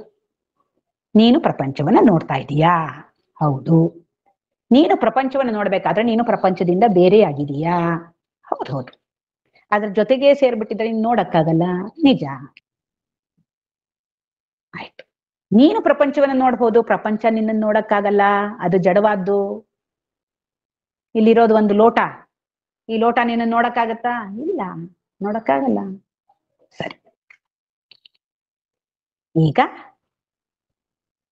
ನೀನು ಪ್ರಪಂಚವನ್ನ ನೀನ್ ನೋಡ್ತಾ ಇದೀಯಾ, ಅದು ಬೇರೆ ಅಂತೆಲ್ಲ ಹೇಳ್ಕೊಂಡೆ. ಈಗ ನಿನ್ನ ದೇಹವನ್ನು ಕೂಡ ನೀನ್ ನೋಡ್ಬೋದಲ್ವಾ? ಹೌದು. ನಿನ್ನ ಮನಸ್ಸಿನಲ್ಲಿ ಬರ್ತಾ ಇರುವಂತಹ ಭಾವನೆಗಳು, ಸಿಹಿ ಭಾವನೆಗಳು, ಕಹಿ ಭಾವನೆಗಳು, ಸುಖದ ಭಾವನೆಗಳು, ದುಃಖದ ಭಾವನೆಗಳು ಎಲ್ಲ ನಿನಗೆ ತಿಳಿತಾ ಇದೆ ಅಲ್ವಾ? ಹೌದು ಸ್ವಾಮಿ, ತಿಳಿತಾ ಇದೆ. ನಿನ್ನ ಬುದ್ಧಿಯಲ್ಲಿ ಬರ್ತಾ ಇರುವಂತಹ ತೀರ್ಮಾನಗಳು, ಇವತ್ತು ಈ ಒಂದು ಪ್ರವಚನಕ್ಕೆ ಬರೋಣವೋ, ಸಿನಿಮಾಕ್ಕೆ ಹೋಗೋಣವೋ, ಸಿನಿಮಾಕ್ಕೆ ನಾಳೆ ಹೋಗೋಣ, ಪ್ರವಚನಕ್ಕೆ ಹೋಗೋಣ, ಅದೇನ್ ಹೇಳ್ತಾರೋ ಕೇಳ್ಕೊಂಡ್ ಬಂದ್ಬಿಡೋಣ ಅಂತ ಬಂದಿಯಲ್ವಾ? ಆ ತೀರ್ಮಾನ ತಗೊಂಡಿಯಲ್ವಾ? ಅದ್ ನಿನಗ್ ಗೊತ್ತಾಯ್ತು ತಾನೆ? ಹೌದು. ಅಲ್ಲಿಗೆ ನೀನು ಪ್ರಪಂಚವನ್ನ ನೋಡುವಾಗ ನೀನು ಪ್ರಪಂಚದಿಂದ ಬೇರೆ ಆಗಿದ್ದೆ, ಅದಕ್ಕೆ ನೀನ್ ನೋಡಕ್ಕಾಯ್ತು. ಈಗ ನಿನಗೆ ಇದನ್ನೆಲ್ಲಾ ನೋಡಕ್ ಆಗ್ತಾ ಇದೆ, ನಿನ್ನ ದೇಹವನ್ನ, ನಿನ್ನ ಮನಸ್ಸನ್ನ, ನಿನ್ನ ಬುದ್ಧಿಯನ್ನ ನೋಡಕ್ ಆಗ್ತಾ ಇದೆ ಅಂದ್ಮೇಲೆ ನೀನ್ ಅದರಿಂದ ಬೇರೆ ತಾನೇ? ಅದನ್ನ ತಿಳಿತಾ ಇದೀಯ ತಾನೇ ನೀನು? ಹೌದು, ನಿಜ. ನಾನು ಅದರಿಂದ ಬೇರೆ ಆಗಿದ್ದೀನಿ. ಅಲ್ಲಿಗೆ ನೀನ್ ಅದರಿಂದ ಬೇರೆ ಆಗಿದೀಯ ಅಂದ್ಮೇಲೆ, ನೀನ್ ಅದಕ್ಕೆ ಅಂಟ್ಕೊಂಡಿಲ್ಲ ಅಂದ್ಮೇಲೆ, ನೀನು ಅಸಂಗ ಅಂತಂದ್ಮೇಲೆ ಅದಕ್ ಬರ್ತಾ ಇರೋ ತೊಂದರೆಗಳೆಲ್ಲ ನಿನ್ನ ತೊಂದರೆಗಳಲ್ಲ ತಾನೇ? ದೇಹಕ್ಕೆ ವಯಸ್ಸಾಗತ್ತೆ, ನಿನಗೇನು ವಯಸ್ಸಾಗಲ್ಲ. ದೇಹ ಒಂದ್ ದಿವಸ ಬಿದ್ದು ಹೋಗುತ್ತೆ, ನಿನಗೇನು ಆಗಲ್ಲ. ಮನಸ್ಸಿಗೆ ದುಃಖ ಆಗ್ತಾ ಇದೆ, ನಿನಗೇನು ಆಗ್ತಾ ಇಲ್ಲ. ಬುದ್ಧಿಯಲ್ಲಿ ತೀರ್ಮಾನಗಳು, ತಗೊಂಡಿದ್ದ ತೀರ್ಮಾನಗಳೆಲ್ಲ ಏನೇನೋ ತೊಂದರೆಗಳು ಬರ್ತಾ ಇದೆ, ನಿನಗೇನು ಆಗ್ತಾ ಇಲ್ಲ. ನೀನ್ ಯಾವ್ದಕ್ಕೂ ಅಂಟ್ಕೊಂಡಿಲ್ಲ. ಹಾಗಾಗಿ ನೀನು ಶಾಂತ ಸ್ವರೂಪ, ಆನಂದ ಸ್ವರೂಪ ಅಲ್ವೇ? ಹೌದು ಸ್ವಾಮಿ, ನೀವ್ ಹೇಳ್ತಾ ಇರೋದು ನಿಜ. ಈಗ ಪರಬ್ರಹ್ಮ ಏನು ಅಂತ ಹೇಳಿದ್ವಿ ನಾವು? ಆನಂದ ಸ್ವರೂಪ ಅಂತ ಹೇಳಿದ್ವಿ. ನೀನು ಆನಂದ ಸ್ವರೂಪನೇ. ಗಾಢ ನಿದ್ದೆಯಲ್ಲಿ ನಿನ್ಗೂ ಈಶ್ವರನಿಗೂ ಏನು ಭೇದ ಭಾವ ಇಲ್ಲ ಅಂತ ಹೇಳಿದ್ವಿ. ಇವಾಗ ಇಲ್ಲೇನಾಗಿದೆ? ಇಲ್ಲೂ ಅಷ್ಟೇ. ನಿನಗೂ ಈಶ್ವರನಿಗೂ ಪರಬ್ರಹ್ಮನಿಗೂ ಏನು ಭೇದ ಭಾವ ಇಲ್ಲ. ಎಲ್ಲವೂ ಒಂದೇ. ಅದೇ ಸಾಕ್ಷಿ ನೀನು, ಆನಂದ ಸ್ವರೂಪ ನೀನು. ಆಶ್ಚರ್ಯ. ಅಷ್ಟೇ ಅಲ್ಲ, ಇಲ್ಲಿ ಎಚ್ಚರದಲ್ಲಿ ಮಾತ್ರ ಅಲ್ಲ ನೋಡು. ಎಚ್ಚರದಲ್ಲಿ ಹೀಗೆ ತಿಳ್ಕೊಂಡ್ಯಾ? ಈಗ ಕನಸನ್ ತಗೋ. ಕನಸಿನಲ್ಲಿ ಏನೇನ್ ನಡೀತಾ ಇದೆ ಅನ್ನೋ ವಿದ್ಯಮಾನಗಳನ್ನೆಲ್ಲ ನೀನು ಎಚ್ಚರ ಆದ್ಮೇಲೆ ಹೇಳ್ತೀಯಲ್ಲ. ಹೌದು. ಅಂದ್ರೆ ಏನಾಯ್ತು? ಕನಸಿನಲ್ಲಿ ಅವನ್ ಯಾರ ವ್ಯಕ್ತಿ ಇದ್ನಲ್ಲ, ತೈಜಸ ಮತ್ತು ಹಿರಣ್ಯ ಗರ್ಭದಲ್ಲಿ ಏನೇನ್ ನಡೀತೋ ಅದನ್ನೆಲ್ಲವನ್ನೂ ನೀನ್ ತಿಳಿತಾ ಇದೀಯ ಅಂದ್ರೆ ನೀನು ಆ ಪ್ರಪಂಚದಿಂದ, ಆ ವ್ಯಕ್ತಿಯಿಂದ ನೀನು ಬೇರೆ ಆಗಿದೀಯಾ. ನೀನು ಅದರ ಸಾಕ್ಷಿಯೂ ಆಗಿದೀಯಾ. ಹೌದಲ್ವೋ? ಹೌದು ಹೌದು. ಗಾಢ ನಿದ್ದೆಯಲ್ಲಿ ಅಲ್ಲಿ ಏನು ಇಲ್ಲ ಅನ್ನೋದು ನಿನಗೆ ತಿಳಿತಾ ಇದೆ. ಅಲ್ಲಿ ಆನಂದ ಇದೆ ಅನ್ನೋದು ನಿನಗೆ ತಿಳಿತಾ ಇದೆ. ಹಾಗಾಗಿ ಅದರ ಸಾಕ್ಷಿಯೂ ನೀನು ಆಗಿದೀಯಾ. ಹೌದಲ್ವೋ? ಹೌದು ಸ್ವಾಮಿ, ಹೌದು. ಅಂದ್ರೆ ಏನಾಯ್ತು? ನೀನು ಎಚ್ಚರದಲ್ಲೂ ಸಾಕ್ಷಿ, ಕನಸಿನಲ್ಲೂ ಸಾಕ್ಷಿ, ಗಾಢ ನಿದ್ದೆಯಲ್ಲೂ ಸಾಕ್ಷಿ. ಈ ಮೂರೂ ಅವಸ್ಥೆಗಳಲ್ಲೂ ಇದ್ದು, ಈ ಮೂರೂ ಅವಸ್ಥೆಗಳಿಗೂ ಅಂಟಿಕೊಳ್ಳದೆ ಇದ್ದು, ಅದನ್ನು ಮೀರಿರುವ ನಾಲ್ಕನೆಯವನು ತುರಿಯಾಗಿದೀಯಾ ನೀನು ಅಂತ ಹೇಳುತ್ತೆ. ಅಲ್ಲಿಗೆ ಸಾಕ್ಷಿ ತುರಿಯ ಅನ್ನೋ ಮತ್ತೆ ಫಲಕಗಳನ್ನ ತಂದು ಅಂಟಿಸುತ್ತೆ. ಬಹಳ ಸಂತೋಷ ಆಗೋಗುತ್ತೆ ನನಗೆ. ಅರರೇ, ಎಷ್ಟು ಚೆನ್ನಾಗಿ ಹೇಳ್ತಾ ಇದೆ ಈ ವೇದಾಂತ. ನನಗೆ ಯಾವುದ್ರ ಹಂಗೂ ಇಲ್ಲ, ಯಾವುದ್ರ ಗೊಡವೆಯೂ ಇಲ್ಲ. ನಾನು ಹಾಯಾಗಿ ಯಾವಾಗ್ಲೂ ಸದಾನಂದ ನಾನು ಅಂತ ಎಷ್ಟು ಚೆನ್ನಾಗಿ ತಿಳಿಸ್ಕೊಟ್ಬಿಡ್ತಲ್ಲ. ಅಂದ್ರೆ ಏನಾಯ್ತು? ಇಲ್ಲಿ ಜೀವತ್ವದ ಆರೋಪ ಆಗಿತ್ತು. ಜೀವತ್ವದ ಆರೋಪವನ್ನ ಅಪವಾದ ಮಾಡ್ತಾ ಮಾಡ್ತಾ ಹೇಗ್ ಮಾಡ್ತ್ರು? ಸಾಕ್ಷಿತ್ವದ ಆರೋಪ ಮಾಡಿ ಜೀವತ್ವದ ಆರೋಪವನ್ನು ತೆಗೆಯಲಾಯಿತು. ಈಗ ಸಾಕ್ಷಿಯಾಗಿ ನಾನು ಇದ್ದೀನಿ, ತುರಿಯನಾಗಿ ಇದ್ದೀನಿ ಅಂತಾಯ್ತು. ಇನ್ನು ಮುಂದೆ ಈ ಸಾಕ್ಷಿತ್ವವನ್ನು ಕೂಡ ಅಪವಾದ ಮಾಡಬೇಕು. ನಿರ್ಗುಣ ನಿರಾಕಾರ ಪರಬ್ರಹ್ಮ ಸ್ವರೂಪಿ ನಾನು ಅನ್ನೋದು ತಿಳಿಬೇಕು. ಅದು ಹೇಗೆ? ವೇದಾಂತ ಹೇಳುತ್ತೆ. ನೋಡಪ್ಪ, ಇವಾಗ ಎಚ್ಚರದ ಪ್ರಪಂಚ ಕಾಣಿಸ್ತಾ ಇದೆ, ಹೌದಾ? ಹೌದು. ಆ ಪ್ರಪಂಚ ಯಾವಾಗ್ಲೂ ಇದೆಯೋ? ಇಲ್ಲ. ಬರ್ತಾ ಇದೆ, ಹೋಗ್ತಾ ಇದೆ. ಕನಸಿನ ಪ್ರಪಂಚ ಹೇಗೆ ಬಂದು ಹೋಯ್ತು ಹಾಗೆ ಎಚ್ಚರದ ಪ್ರಪಂಚವೂ ಬರ್ತಾ ಇದೆ ಹೋಗ್ತಾ ಇದೆ. ಅದು ಮಿಥ್ಯ, ಕಂಡು ಮರೆಯಾಗ್ತಾ ಇದೆ. ನೀನು ಅದರ ಸಾಕ್ಷಿ ಅಂತ ಹೇಳ್ತಾ ಇದೀಯ. ಈ ಕಂಡು ಮರೆಯಾಗೋದಕ್ಕೆ ಅದಕ್ಕೆ ಏನಾದ್ರೂ ಬೆಲೆ ಇದೆಯೇನಪ್ಪ? ಇವಾಗ ಕನಸಿನಲ್ಲಿ ನಿನಗೆ 1,00,00,000 ರೂಪಾಯಿ ಸಿಕ್ತು, ಏನ್ ಪ್ರಯೋಜನ? ನಿನ್ಗೇನಾದ್ರೂ ಉಪಯೋಗ ಆಯ್ತಾ ಅದರಿಂದ? ಕನಸ ಸಿಕ್ತು ₹1,00,00,000 ಅಂತ ಕೂಣಿದ್ರೆ ಏನ್ ಬಂತು ಭಾಗ್ಯ? ನಾನು ಅದ್ರ ಸಾಕ್ಷಿ ಅಂತ ಹೇಳ್ಕೊಂಡ್ರೆ ಏನ್ ಬಂತು ಪ್ರಯೋಜನ? ಆ ಸಾಕ್ಷಿತ್ವದಿಂದ ಏನು ಪ್ರಯೋಜನ ಇಲ್ಲ, ಅದಕ್ಕೇನ್ ಬೆಲೆ ಇಲ್ಲ. ಇನ್ನೂ ಒಂದ್ ತಿಳ್ಕೊ, ಇದೆಲ್ಲ ಆಗಿ ಕಾಣ್ತಾ ಇರೋದು ಯಾರು? ನೀನೇ. ಈಗ ನೀರು ಅಲೆಯಾಗಿ, ಗುಳ್ಳೆಯಾಗಿ, ಬುರುಗಾಗಿ ಕಾಣಿಸ್ತಾ, ನೀರೇ ಕಾಣಿಸ್ತಾ ಇರೋದು ಅದೆಲ್ಲವೂ ಆಗಿ. ಆ ಅಲೆ, ಗುಳ್ಳೆ, ಬುರುಗು ಅದಕ್ಕೇನು ಅಸ್ತಿತ್ವ ಇಲ್ಲ, ಅದು ಬರೀ ನಾಮ ರೂಪ ಅಷ್ಟೇ, ಇರೋದು ನೀರೇ. ಅದೇ ರೀತಿಯಲ್ಲಿ ಇಲ್ಲಿ ಏನೇನ್ ಕಾಣಿಸ್ತಾ ಇದೆಯೋ ಅದೆಲ್ಲ ಏನಿಲ್ಲ, ಬರೀ ಸುಳ್ಳೆ, ಇರೋದು ನೀನು ಮಾತ್ರವೇ. ಹಾಗಾಗಿ ಸಾಕ್ಷಿ ನಾನು ಅಂತ ಹೇಳ್ಕೊಳ್ಳೋದು ಏನು ಬೇಕಾಗಿಲ್ಲ, ಆ ಸಾಕ್ಷಿತ್ವಕ್ಕೆ ಏನು ಬೆಲೆ ಇಲ್ಲ. ಹಾಗಾಗಿ ಸಾಕ್ಷಿತ್ವವನ್ನು ತೆಗೆದು ಹಾಕಿ, ಏನೂ ನೋಡಕ್ಕೆ ಇಲ್ಲ, ಆ ನೋಡಕ್ಕೇನೂ ಇಲ್ಲದ ಪರಬ್ರಹ್ಮ ಸ್ವರೂಪಿ ನಾನು. ಯಾತಕ್ ನೋಡಕ್ಕಿಲ್ಲ? ಇರೋದು ನಾನು ಮಾತ್ರ, ನನ್ನನ್ನು ಬಿಟ್ರೆ ಬೇರೆ ಏನು ಇಲ್ಲ ಇಲ್ಲಿ. ಹಂಗಾಗಿ ಇನ್ನೇನೋ ಒಂದಿದೆ ಅಂತ ನೋಡಕ್ ಏನು ಇಲ್ಲ. ಹಾಗಾಗಿ ಶುದ್ಧ ಸಚ್ಚಿತ್ ಆನಂದ ಸ್ವರೂಪನಾಗಿ ನಾನು ಇರ್ತೀನಿ. ಅಂಥ ಸಚ್ಚಿತ್ತಾನಂದ ಸ್ವರೂಪ ನೀನು, ನಿನಗೆ ಸಾಕ್ಷಿತ್ವವೂ ಇಲ್ಲ ಅಂತ ಆ ಸಾಕ್ಷಿತ್ವವನ್ನು ಕೂಡ ಅಪವಾದ ಮಾಡಿ ತೆಗೆದು ಬಿಡುತ್ತೆ. ಹೀಗೆ ಅಧ್ಯಾರೋಪ ಅಪವಾದ, ಒಂದನ್ನ ಆರೋಪ ಮಾಡೋದು ಮತ್ತೆ ಅಪವಾದ ಮಾಡೋದು. ಜೀವತ್ವವನ್ನು ಆರೋಪ ಮಾಡ್ತು, ಅಪವಾದ ಮಾಡ್ತು. ಸಾಕ್ಷಿತ್ವವನ್ನು ಆರೋಪ ಮಾಡ್ತು, ಅಪವಾದ ಮಾಡ್ತು. ಮಧ್ಯೆ ಅನೇಕ ಫಲಕಗಳನ್ನ ತಂತು ಅದನ್ನೆಲ್ಲ ವಿವರಿಸೋದಕ್ಕೆ ನಂತರ ಪೂರ್ಣವಾದ ಶುದ್ಧವಾದ ಸಚ್ಚಿತ್ ಆನಂದ ಸ್ವರೂಪ ನಾನು ಅನ್ನುವ ಒಂದು ಜ್ಞಾನದಲ್ಲಿ ದೃಢವಾಗಿ ನಮ್ಮನ್ನ ನಿಲ್ಲಿಸ್ಬಿಡುತ್ತೆ. ಮೊದಲೇ ಹೇಳಿದ್ರೆ ಗೊತ್ತಾಗ್ತಿತ್ತಾ? ನೀನ್ ಸಚ್ಚಿತ್ತಾನಂದ ಸ್ವರೂಪ ಪರಬ್ರಹ್ಮ ಅಂತ ಹೇಳಿದ್ರೆ ಏನದು ಪರಬ್ರಹ್ಮ? ಈಗಾದ್ರೆ ನನಗೆ ಗೊತ್ತು, ನಾನು ಅರಿವು, ಅಪರಿಮಿತವಾದ ಅರಿವು, ಅಪರಿಮಿತವಾದ ಅಸ್ತಿತ್ವವಾದ ನಾನು ಪರಬ್ರಹ್ಮ ಅನ್ನೋದು ಸ್ಪಷ್ಟ ಆಯ್ತು. ಇದು ಈ ಅಧ್ಯಾರೋಪ ಅಪವಾದದಿಂದ ಆಗುವಂಥ ಕೆಲಸ. ಇದಕ್ಕೆ ಕೆಲವು ಉದಾಹರಣೆಗಳನ್ನ ನೋಡ್ಬೋದು. ಈಗ ಈ ಕತ್ತೆ ಕಥೆನೆ ತಗೊಂಡ್ರೆ, ಮೊದಲು ನಂಬಿಕೆಗಳನ್ನು ವಿವರಿಸೋದಕ್ಕೆ ಕತ್ತೆ ಕಥೆ ಉಪಯೋಗಿಸ್ಕೊಂಡ್ವಿ. ಇವಾಗ ಅದನ್ನ ಅಧ್ಯಾರೋಪ ಅಪವಾದಕ್ಕೆ ಹೇಗೆ ಉಪಯೋಗಿಸ್ಕೊಳ್ಳೋದು ಅಂದ್ರೆ, ಅಲ್ಲಿ ಏನ್ ಮಾಡಿದ್ವಿ ನಾವು? ಹಗ್ಗ ನಿಜವಾಗ್ಲೂ ಇರ್ಲಿಲ್ಲ, ಆದ್ರೆ ಹಗ್ಗ ಇದೆ ಅನ್ನೋ ರೀತಿಯಲ್ಲಿ ಆ ಕತ್ತೆಯನ್ನ ಕಟ್ಲಾಯ್ತು. ಅಂದ್ರೆ ಅಲ್ಲಿ ಹಗ್ಗದ ಆರೋಪವನ್ನ ಮಾಡ್ಲಾಯ್ತು. ಹಗ್ಗ ಇಲ್ಲ ನಿಜವಾಗ್ಲು, ಅದು ಕಟ್ಟಲ್ಪಟ್ಟಿಲ್ಲ, ಆದ್ರೆ ಕಟ್ಟಲ್ಪಟ್ಟಿದೆ ಅಂತ ಹಗ್ಗವನ್ನ ಅಲ್ಲಿ ಆರೋಪ ಮಾಡ್ಲಾಯ್ತು. ಆಮೇಲೆ ಅದು ಬಾಬಾ ಅಂದ್ರೆ ಹೊರಡ್ಲೇ ಇಲ್ವಲ್ಲ, ಆವಾಗ ಮತ್ತೆ ಕಟ್ಟಿದ್ದ ಹಗ್ಗವನ್ನ ಬಿಚ್ಚಲಾಯ್ತು. ನಿಜವಾಗ್ಲೂ ಕಟ್ಟಿದ್ವಾ? ಇಲ್ಲ, ಬಿಚ್ಚಿದ ಹಾಗೆ ಮಾಡ್ಲಾಯ್ತು. ಅಂದ್ರೆ ಹಗ್ಗವನ್ನ ಅಪವಾದ ಮಾಡ್ಲಾಯ್ತು.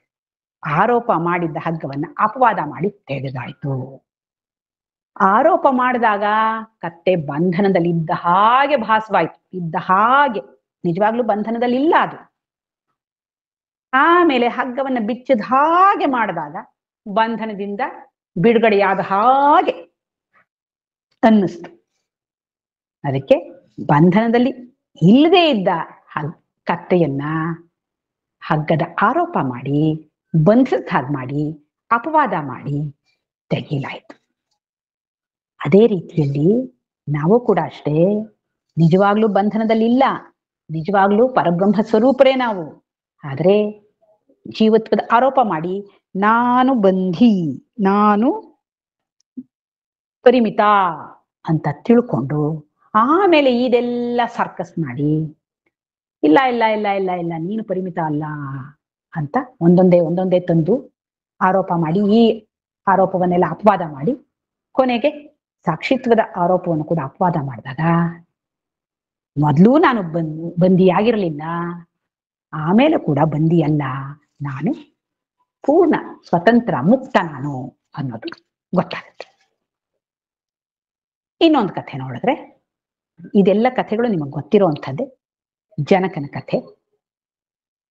ಜನಕ ರಾಜ ಒಂದ್ ದಿವಸ ಚೆನ್ನಾಗಿ ಊಟ ಮಾಡಿ ಮಲ್ಕೊಂಡಿದ್ದ. ಇದಕ್ಕಿದ್ದ ಹಾಗೆ ಸೈನ್ಯಾಧಿಕಾರಿ ದಡ ದಡ ದಡ ದಡ ಬಂದ, ಬಾಗಲ್ ತಟ್ಟದ. ಜನಕ ಏನ್ ಶಬ್ದ ಬರ್ತಾ ಇದೆ ಅಂತ ನೋಡ್ತಾನೆ. ದಬ ದಬ ದಬ ಬಡಿತಾ ಇದ್ದಾರೆ. ಯಾರು ಅಂತ ಬಾಗಲ್ ತೆಗ್ದ. ಸೇನಾಧಿಪತಿ ನಿಂತಿದ್ದಾನೆ. ಏನಪ್ಪಾ? ಸ್ವಾಮಿ, ಅಚಾತುರ್ಯ ಆಗೋಗಿದೆ, ಶತ್ರು ಸೈನಿಕರು ದಂಡೆತ್ತು ಬಂದ್ಬಿಟ್ಟಿದ್ದಾರೆ, ರಾಜ್ಯದೊಳಗೆ ಬಂದ್ಬಿಟ್ಟಿದ್ದಾರೆ, ಈಗ ಇನ್ನೇನು ಸಮಯನೇ ಇಲ್ಲ, ಎಲ್ಲ ಹೋಗಿ ನಾವಿವಾಗ ವೀರಾವೇಶದಿಂದ ಕಾದಾಡೋದೊಂದೇ ದಾರಿ ಅಂತ. ಸರಿ ಸರಿ ನಡೀರಿಯಿಂದ ಇವನು ಎಲ್ಲ ಪೋಷಾಕ್ ಹಾಕೊಂಡ ಎಲ್ಲ ಹೋದ್ರು, ವೀರಾವೇಶದಿಂದ ಯುದ್ಧ ಮಾಡಿದ್ರು. ಆದ್ರೆ ದುರದೃಷ್ಟವಶಾತ್ ಇವರಿಗೆ ಯುದ್ಧದಲ್ಲಿ ಸೋಲಾಯಿತು. ಜನಕ ಸೆರೆ ಸಿಕ್ಬಿಟ್ಟ. ಶತ್ರು ರಾಜನ ಮುಂದೆ ಕರ್ಕೊಂಡ್ಬಂದು ನಿಲ್ಸಿದ್ರು. ತುಂಬಾ ಬೇಜಾರಾಗೋಯ್ತು ಜನಕನಿಗೆ. ಛೇ, ಎಂಥ ಕೆಲಸ ಆಗೋಯ್ತು, ಈಗ ಸಿಕ್ಕಾಕೊಂಡ್ಬಿಟ್ನಲ್ಲ ನಾನು ಅಂತ. ಆದ್ರೆ ಶತ್ರು ರಾಜ ಹೇಳ್ದ, ಜನಕ, ನೀನು ತುಂಬಾ ಒಳ್ಳೆ ರಾಜ, ಅದರಿಂದ ನಾನು ನಿನಗೆ ತೊಂದರೆ ಕೊಡೋದಿಲ್ಲ, ನಿನಗೇನು ನಿನ್ನನ್ನು ಸಾಯಿಸಲ್ಲ, ನಿನ್ನನ್ನು ಕಾರಾಗೃಹದಲ್ಲೂ ಇರಿಸಲ್ಲ, ನೀನ್ ಹೊರಟೋಗು, ಈ ರಾಜ್ಯ ಬಿಟ್ಟು ಹೊರಟೋಗು ಅಷ್ಟೆ ಅಂತ ಹೇಳು. ಸರಿಯಿಂದ ಜನಕ ಹೊರಟ ಅಲ್ಲಿಂದ. ಜನಕನ ರಾಜ್ಯ ಏನ್ ಚಿಕ್ಕದ, ಎಷ್ಟು ದೊಡ್ಡ ರಾಜ್ಯ. ನಡ್ದ ನಡ್ದ ನಡ್ದ ರಾತ್ರಿ ಊಟ ಮಾಡಿ ಮಲ್ಕೊಂಡಿದ್ದು, ಬೆಳಗ್ಗೆ ಎದ್ದು ಇಷ್ಟೆಲ್ಲ ಯುದ್ಧ ಮಾಡಾಯ್ತು, ಸುಸ್ತಾಗಿ ಹೋಗಿದೆ, ಹೊಟ್ಟೆ ಹಸ್ತು ಹೋಗಿದೆ. ತಿರ್ಗಾ ರಾಜ್ಯದ ಗಡಿ ದಾಟ್ಕೊಂಡು ಹೋಗ್ಬೇಕು. ಎಷ್ಟು ದೂರ ಹೋಗ್ಬೇಕು. ಹೋದ ಹೋದ ಹೋದ ಹೋದ ಹೋದ ಹೋದ ಅಯ್ಯೋ, ಯಾರನ್ನಾದ್ರೂ ಕೇಳೋಣ ಅಂದ್ರೆ ಪಾಪ ಏನಾದ್ರೂ ಊಟ ಗೀಟ ಕೊಡಿ ಅಂತ. ಅವ್ರನ್ನ ಕೇಳಿದ್ರೆ ಮತ್ತೆ ರಾಜ ಅವ್ರ ಮೇಲೆ ಕೋಪ ಮಾಡ್ಕೊಂಡ್ಬಿಟ್ರೆ ಹೆಂಗ್ ಮಾಡೋದು? ಅದಕ್ಕೆ ಯಾರನ್ನು ಕೇಳಲೂ ಇಲ್ಲ.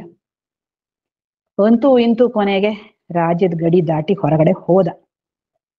ಮೈಯಲ್ಲಿ ಒಂದು ಚೂರೂ ಶಕ್ತಿ ಇಲ್ಲ, ಸುಸ್ತೋ ಸುಸ್ತು. ಅದ್ಯಾವುದೋ ಇನ್ನೊಂದು ರಾಜ್ಯಕ್ಕೆ ಹೋದ. ಅಲ್ಲಿ ನೋಡ್ದ, ಅಲ್ಲಿ ಒಂದ್ ಕಡೆ ಅಲ್ಲಿ ಸರತಿ ಸಾಲು ನಿಂತಿದ್ದಾರೆ, ಅಲ್ಲಿ ಅನ್ನದಾನ ನಡೀತಾ ಇದೆ. ಅಪ್ಪ, ಬದುಕತಿಯ ಬಡಜೀವೇ, ಒಂದು ಸ್ವಲ್ಪ ಅನ್ನ ಇಲ್ಲಿ ಸಿಕ್ಬಿಟ್ರೆ ಸಾಕಲ್ಲ, ಹೇಗೋ ಜೀವ ಉಳಿಸ್ಕೊಂಡ್ಬಿಡ್ತೀನಿ ಅಂದ್ಬಿಟ್ಟು ದೊಡ್ಡ ಸರತಿ ಸಾಲು ಅಲ್ಲಿ ಹೋಗಿ ನಿಂತ್ಕೊಂಡ. ಸರಿ, ಒಬ್ಬೊಬ್ರಿಗೆ ದೊನ್ನೆಯಲ್ಲಿ ಹಾಕೊಡ್ತಾ ಇದ್ದಾರೆ. ಹಾಗೂ ಹೀಗೂ ಇವನ್ ಸರದಿನೂ ಅಂತೂ ಇಂತೂ ಕೊನೆಗೆ ಬಂತು. ಇವನ್ ಸರದಿ ಬರೋ ಹೊತ್ತಿಗೆ ಆ ಪಾತ್ರೆಯಲ್ಲಿ ಇದ್ದಿದ್ದ ಅನ್ನ ಎಲ್ಲ ಖಾಲಿ ಆಗೋಗಿದೆ. ಅಡೀಲಿ ಹಿಂಗೆ ಕೆರೆದ್ಬಿಟ್ಟು ಒಂದು ಚಮಚದಷ್ಟೇನೋ ಬಂತು ಅನ್ಸುತ್ತೆ, ಅದನ್ನೇ ದೊನ್ನೆಗೆ ಹಾಕ್ಬಿಟ್ಟು ಕೊಟ್ಟು. ಅಯ್ಯೋ ಅನ್ಕೊಂಡು ಹೋಗ್ಲಿ, ಅಷ್ಟಾಗ ಸಿಕ್ತಲ್ಲ ಅಂತ ತಗೊಂಡು ಈ ಕಡೆ ಬರ್ತಾ ಇದ್ದಾನೆ. ಸುಸ್ತೋ ಸುಸ್ತು. ಎಲ್ಲಿತ್ತೋ ಏನೋ ಹದ್ದು ರಿವ್ ಅಂತ ಹಾರ್ ಬಂದಿದ್ದೇನೆ, ಅದನ್ನೇ ಕಿತ್ಕೊಂಡು ಹೊರಟೋಯ್ತು. ಅದು ಬಂದಿದ್ದ ರಭಸಕ್ಕೆ, ಕಿತ್ಕೊಂಡಿದ್ದ ರಭಸಕ್ಕೆ ಥಪಕ್ ಅಂತ ಬಿದ್ದೋದ ಜನಕ. ಅಯ್ಯೋ ಅಂತ ಜೋರಾಗಿ ಆಕ್ರಂದನ ಮಾಡ್ದ. ಸಂಕಟ, ನೋವು, ಹೊಟ್ಟೆ ಹಸುವು, ಪ್ರಾಣ ಹೋಗ್ತಾ ಇದೆ. ಓ ಅಂತ ಕಿರ್ಚಿದ್ನೋ ಇಲ್ವೋ, ಎಚ್ಚರ ಆಗೋಯ್ತು. ನೋಡ್ತಾನೆ, ಇಲ್ಲೇ ಇದ್ದಾನೆ, ಅರಮನೆಲೆ ಕಲ್ಲಂಗದ ಮೇಲೆ ಮಲ್ಕೊಂಡಿದ್ದಾನೆ. ಅಪ್ಪ, ಬೆವತ್ ಹೋಗಿದೆ. ಅಯ್ಯಯ್ಯೋ, ಏನಿದು? ಹಾ, ಹಾಗಾದ್ರೆ ಇಷ್ಟೊತ್ತು ನಡೆದಿದ್ ನಿಜ ಅಲ್ವಾ? ಇದು ಕನಸ? ಅಯ್ಯೋ, ಹಾಗನ್ನಿಸ್ತಾ ಇಲ್ವಲ್ಲ, ಇಲ್ಲಿ ಇವಾಗ್ಲೇ ನಡೆದ ಹಾಗೆ ಇದೆಯಲ್ಲ, ಯಾವ್ದನ್ನ ನಂಬೋದು? ಅಲ್ಲ, ನಾನು ಇಲ್ಲಿ ಮಲ್ಕೊಂಡಿರೋದು ನಿಜಾನಾ? ಅಲ್ಲಿ ನಾನು ಇವಾಗ ಬಿದ್ನಲ್ಲ, ಅದ್ ನಿಜಾನಾ ಅಂತ ದಿಗ್ಭ್ರಮೆ ಆಗೋಯ್ತಾವ. ಒಂದ್ ಜೋರ ಕಿರ್ಚ್ಕೊಂಡೋ ಇಲ್ವೋ, ರಾಣಿ ಓಡೋಡ್ ಬಂದು, ಏನಾಯ್ತು ಮಹಾರಾಜ, ಏನಾಯ್ತು ಏನಾಯ್ತು? ಮಹಾರಾಣಿ, ಇದು ಸತ್ಯನೋ ಅದು ಸತ್ಯನೋ? ಯಾವ್ದು ಮಹಾರಾಜ? ಅದೇ ಬಿದ್ಬಿಟ್ನಲ್ಲ, ಅದು ಸತ್ಯನೋ ಇದು? ಓ, ರಾಜಂಗೇನೋ ಆಗಿದೆ ಅಂದ್ರು. ತಕ್ಷಣ ರಾಜವೈದ್ಯರನ್ನ ಕರೆಸಿದ್ರು. ಏನೋ ಬಡಬಡಿಸ್ತಾ ಇದ್ದಾನೆ ಮಹಾರಾಜ ನೋಡಿ. ರಾಜವೈದ್ಯ ಎಲ್ಲ ತಪಾಸಣೆ ಮಾಡ್ದ. ಇವನೇನೋ ಬಡಬಡಿಸ್ತಾ ಇದ್ದಾನೆ, ಇದು ಸತ್ಯನೋ ಅದು ಸತ್ಯನೋ, ಇದು ಸತ್ಯನೋ ಅದು ಸತ್ಯನೋ ಅಂತ ಇದ್ದಾನೆ. ಅವನಿಗೇನೇನು ತಿಳಿತೋ ಎಲ್ಲಾ ಔಷಧಿಗಳನ್ನು ಕೊಟ್ಟ. ಏನು ಪ್ರಯೋಜನ ಆಗ್ಲಿಲ್ಲ. ಅಷ್ಟು ಹೊತ್ತಿಗೆ ಅಷ್ಟಾವಕ್ರರು ರಾಜ್ಯಕ್ಕೆ ಬಂದಿದ್ದಾರೆ ಅಂತ ಸುದ್ದಿ ಬಂತು. ಅಷ್ಟಾವಕ್ರರು ಮಹಾಜ್ಞಾನಿಗಳು. ಮಂತ್ರಿ ತಕ್ಷಣ ಓಡ್ ಹೋದ ಅವ್ರ ಪಾದಕ್ಕೆ ನಮಸ್ಕಾರ ಮಾಡ್ದ. ಸ್ವಾಮಿ, ಸರಿಯಾದ ಸಮಯಕ್ಕೆ ಬಂದಿದ್ದೀನಿ, ದಯವಿಟ್ಟು ಬನ್ನಿ. ನಮ್ಮ ಮಹಾರಾಜಂಗೆ ಏನೋ ಮೈಯಲ್ಲಿ ಸ್ವಸ್ಥವೇ ಇಲ್ಲ, ಹೇಗೋ ಆಡ್ತಾ ಇದ್ದಾರೆ, ದಯವಿಟ್ಟು ಬನ್ನಿ, ನೀವು ನೋಡ್ಬೇಕು ಅವ್ರನ್ನ. ಆಯ್ತಪ್ಪ ಬರ್ತೀನಿ ಅಂತ ಬಂದ್ರು. ಅರಮನೆ ಕರ್ಕೊಂಬಂದ್ರು. ರಾಜ ಕೂತಿದ್ದಾನೆ ಮಂಕಾಗಿ. ಅಷ್ಟಾವಕ್ರರು ಬಂದು ನೋಡ್ದ ರಾಜ. ಸ್ವಾಮಿ ಅಂತ ಬಂದು ನಮಸ್ಕಾರ ಮಾಡ್ದ. ಹೇಳು ಮಹಾರಾಜ, ಏನಾಯ್ತು? ಯಾಕೆ ಹೀಗಿದೀಯಾ? ಸ್ವಾಮಿ, ಇದು ಸತ್ಯನೋ ಅದು ಸತ್ಯನೋ ನಂಗೆ ಗೊತ್ತಾಗ್ತಾ ಇಲ್ಲ ಸ್ವಾಮಿ. ಯಾವುದಪ್ಪ, ಏನು? ಎಲ್ಲ ವಿವರವಾಗಿ ಹೇಳು, ನನ್ಗೆ ಧೈರ್ಯ ಕೆಡಬೇಡ, ನನಗೆ ಹೇಳು, ನಾನು ನಿನ್ಗೆಲ್ಲ ಪರಿಹಾರ ಕೊಡ್ತೀನಿ, ಹೇಳು, ಏನಾಯ್ತು ಹೇಳು ಅಂತ ಆಶ್ವಾಸನೆ ಕೊಟ್ರು. ಅವ್ರ ಮೇಲೆ ತುಂಬಾ ಗೌರವ ರಾಜಂಗೆ. ಅವಾಗ ನಡೆದಿದ್ದನ್ನೆಲ್ಲವನ್ನೂ ಹೇಳ್ದ.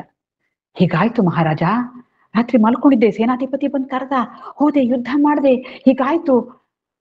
ಇವಾಗ ನೋಡಿದ್ರಿ ಇಲ್ಲಿ ಮಲ್ಕೊಂಡಿದ್ದೀನಿ, ಏನು ನಂಗೆ ಗೊತ್ತಾಗ್ತಾ ಇಲ್ಲ ಮಹಾರಾಜ, ಯಾವುದು ಗೊತ್ತಾಗ್ತಾ ಇಲ್ಲ ಸ್ವಾಮಿ ನನ್ಗೆ, ಯಾವುದು ಸತ್ಯ ಯಾವುದು ಸುಳ್ಳು ಅಂತ. ಅಷ್ಟಾವಕ್ರರು ನಕ್ರು. ಮಹಾರಾಜ, ಎರಡೂ ಸುಳ್ಳು ಅಂದ್ರು. ಏನು? ಹೌದು, ನಿನಗೆ ಇವಾಗ ಇದು ಸುಳ್ಳು ಅಂತ ಅನಿಸ್ತಾ ಇದೆ ಅಲ್ವಾ, ಅಷ್ಟೇ ಸುಳ್ಳು ಅದು ಕೂಡ. ಅದು ಎಷ್ಟು ಸುಳ್ಳು ಅನಿಸ್ತಾ ಇದೆಯೋ ಅಷ್ಟೇ ಸುಳ್ಳು ಇದು ಕೂಡ. ಯಾವುದು ಸತ್ಯ ಅಲ್ಲ. ಎರಡನ್ನೂ ನೀನ್ ತಿಳಿದೆ ಅಲ್ವಾ? ಅಲ್ಲಾಗಿದ್ದನು ನಿನಗ್ ಗೊತ್ತಾಯ್ತು, ಇಲ್ಲಾಗಿದ್ದು ನಿನಗ್ ಗೊತ್ತಾಯ್ತು. ಆ ಗೊತ್ತಾಗುವಿಕೆ ಏನಿದೆ, ಆ ಅರಿವು ಏನಿದೆ, ಅದು ನೀನು, ಆ ಚೈತನ್ಯ ನೀನು. ಇದೆಲ್ಲವೂ ಆ ಚೈತನ್ಯದಲ್ಲಿ, ಅರಿವಿನಲ್ಲಿ ಬಂದು ಹೋಗ್ತಾ ಇವೆ ಅಷ್ಟೇ. ಇದಕ್ಕೆ ಏನು ಸ್ವಂತ ಅಸ್ತಿತ್ವ ಇಲ್ಲ, ಇದು ಕನಸಿನ ರೀತಿಯೇ ಅಂತ ಹೇಳಿದ್ರು. ಜನಕ ತುಂಬಾ ಒಳ್ಳೆ ಸಾಧಕ ಅವನು. ಅವನಿಗೆ ಅರ್ಥ ಆಯ್ತು ಅಷ್ಟಾವಕ್ರರು ಹೇಳಿದ್ದು. ಅವನ ಮನಸ್ಸು ಶಾಂತವಾಯ್ತು. ಅವರಿಗೆ ದೀರ್ಘದಂಡ ನಮಸ್ಕಾರವನ್ನ ಮಾಡ್ದ. ಇದು ಅಧ್ಯಾರೋಪ ಅಪವಾದಕ್ಕೆ ಯಾವ ರೀತಿ ಉದಾಹರಣೆ? ಈಗ ಜನಕನ ಎಚ್ಚರದ ಹಾಗೂ ಕನಸು, ಈ ಎರಡೂ ಸ್ಥಿತಿಗಳು ಕೂಡ ಆರೋಪ. ಆ ಆರೋಪವನ್ನ ಅಷ್ಟಾವಕ್ರರು ಬಂದು ಅಪವಾದ ಮಾಡಿದ್ರು. ಆಗ ಜನಕನಿಗೆ ತನ್ನ ನಿಜ ಸ್ಥಿತಿ ಅರಿವಾಯಿತು. ಇನ್ನೊಂದು ಉದಾಹರಣೆ ನೋಡೋದಾದ್ರೆ, ಇದು ಕೂಡ ನಿಮಗೆ ಗೊತ್ತಿದ್ದ ಕಥೆನೆ. 10 ಜನ ಬುದ್ಧಿವಂತರ ಕಥೆ. 10 ಜನರು ಗಾಂಪ್ರ ಶಿಷ್ಯರು, ಅವರು ಗಾಂಪ್ರೆ ನದಿ ದಾಟೋಣ ಅಂತ ದೋಣಿಲಿ ಕೂತ್ಕೊಂಡು ಹೋದ್ರು. ಆ ಕಡೆ ದಡಕ್ಕೆ ಹೋದ್ರು. ಒಬ್ಬನಿಗೆ ಯಾಕೋ ಅನಿಸ್ತು, ನಾವೆಲ್ಲ ಸುರಕ್ಷಿತವಾಗಿ ಬಂದಿದೀವೋ ಇಲ್ವೋ ನೋಡ್ಕೊಂಡ್ಬಿಡೋಣಪ್ಪ, ಒಂದ್ಸತಿ ಎಣಿಸ್ಬಿಡ್ತೀನಿ ಎಲ್ರನ್ನು ಅಂದ.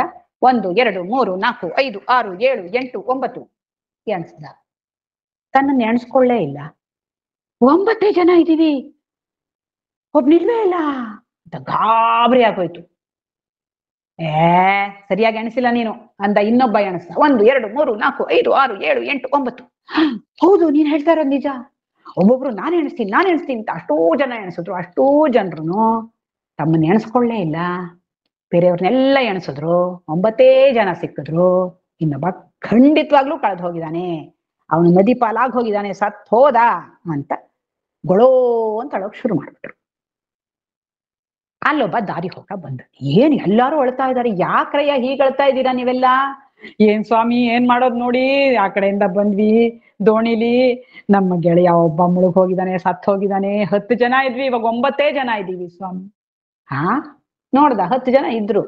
ಇವ್ರಿಗೆಂಥ ತಿಳಿಗೇಡಿ ಇವ್ರು ಅಂದ್ಬಿಟ್ಟು, ನೋಡ್ರಯ್ಯ ಅಳ್ಬೇಡ್ರಿ, ಸಮಾಧಾನ ಮಾಡ್ಕೊಳ್ಳಿ, ನಿಮ್ 10ನೇವನನ್ನು ನಾನು ಹುಡುಕೊಡ್ತೀನಿ, ಅವನೆಲ್ಲೂ ಹೋಗಿಲ್ಲ, ಇದ್ದಾನೆ. ಹೌದಾ ಸ್ವಾಮಿ?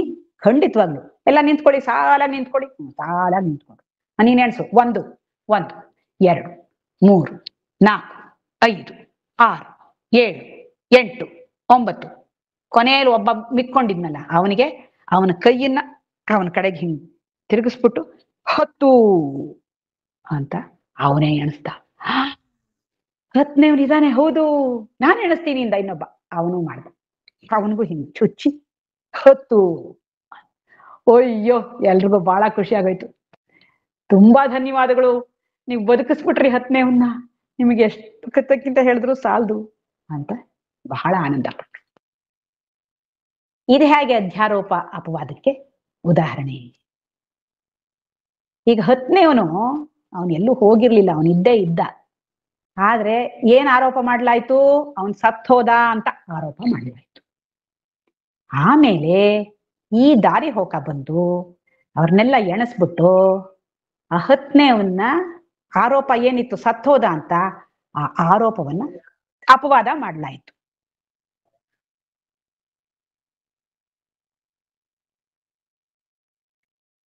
ಅಪವಾದ ಮಾಡ್ಲಾಯ್ತು. ಈ ರೀತಿಯಲ್ಲಿ ಸತ್ತೇ ಹೋಗಿಲ್ಲದ, ಅಲ್ಲೇ ಗಟ್ಟುಮುಟ್ಟಾಗಿದ್ದ ವ್ಯಕ್ತಿಯನ್ನ ಒಂದು ಆರೋಪದಿಂದ ಸಾಯಿಸಿ ಇನ್ನೊಂದು ಅಪವಾದದಿಂದ ಮತ್ತೆ ಬದುಕಿಸಲಾಯಿತು.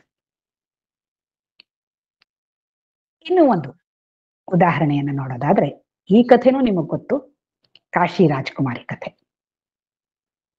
ಒಬ್ಬ ರಾಜ ಇದ್ದ, ಅವನಿಗೊಬ್ಬ ಮಗ ಇದ್ದ, ಸ್ಫುರದ್ರೂಪಿ ತರುಣ ಮಗ.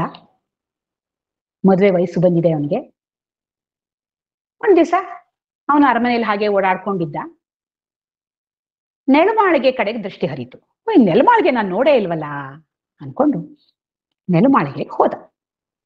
ಅಲ್ಲಿ ಎಷ್ಟೊಂದು ಹಳೆಯ ಸಾಮಾನುಗಳೆಲ್ಲ ಇತ್ತು, ಎಷ್ಟೊಂದು ಶಸ್ತ್ರಾಸ್ತ್ರಗಳು, ಬೇರೆ ಬೇರೆ ಚಿತ್ರಪಟಗಳು ಎಲ್ಲ ಬೇಕಾದಷ್ಟಿತ್ತು.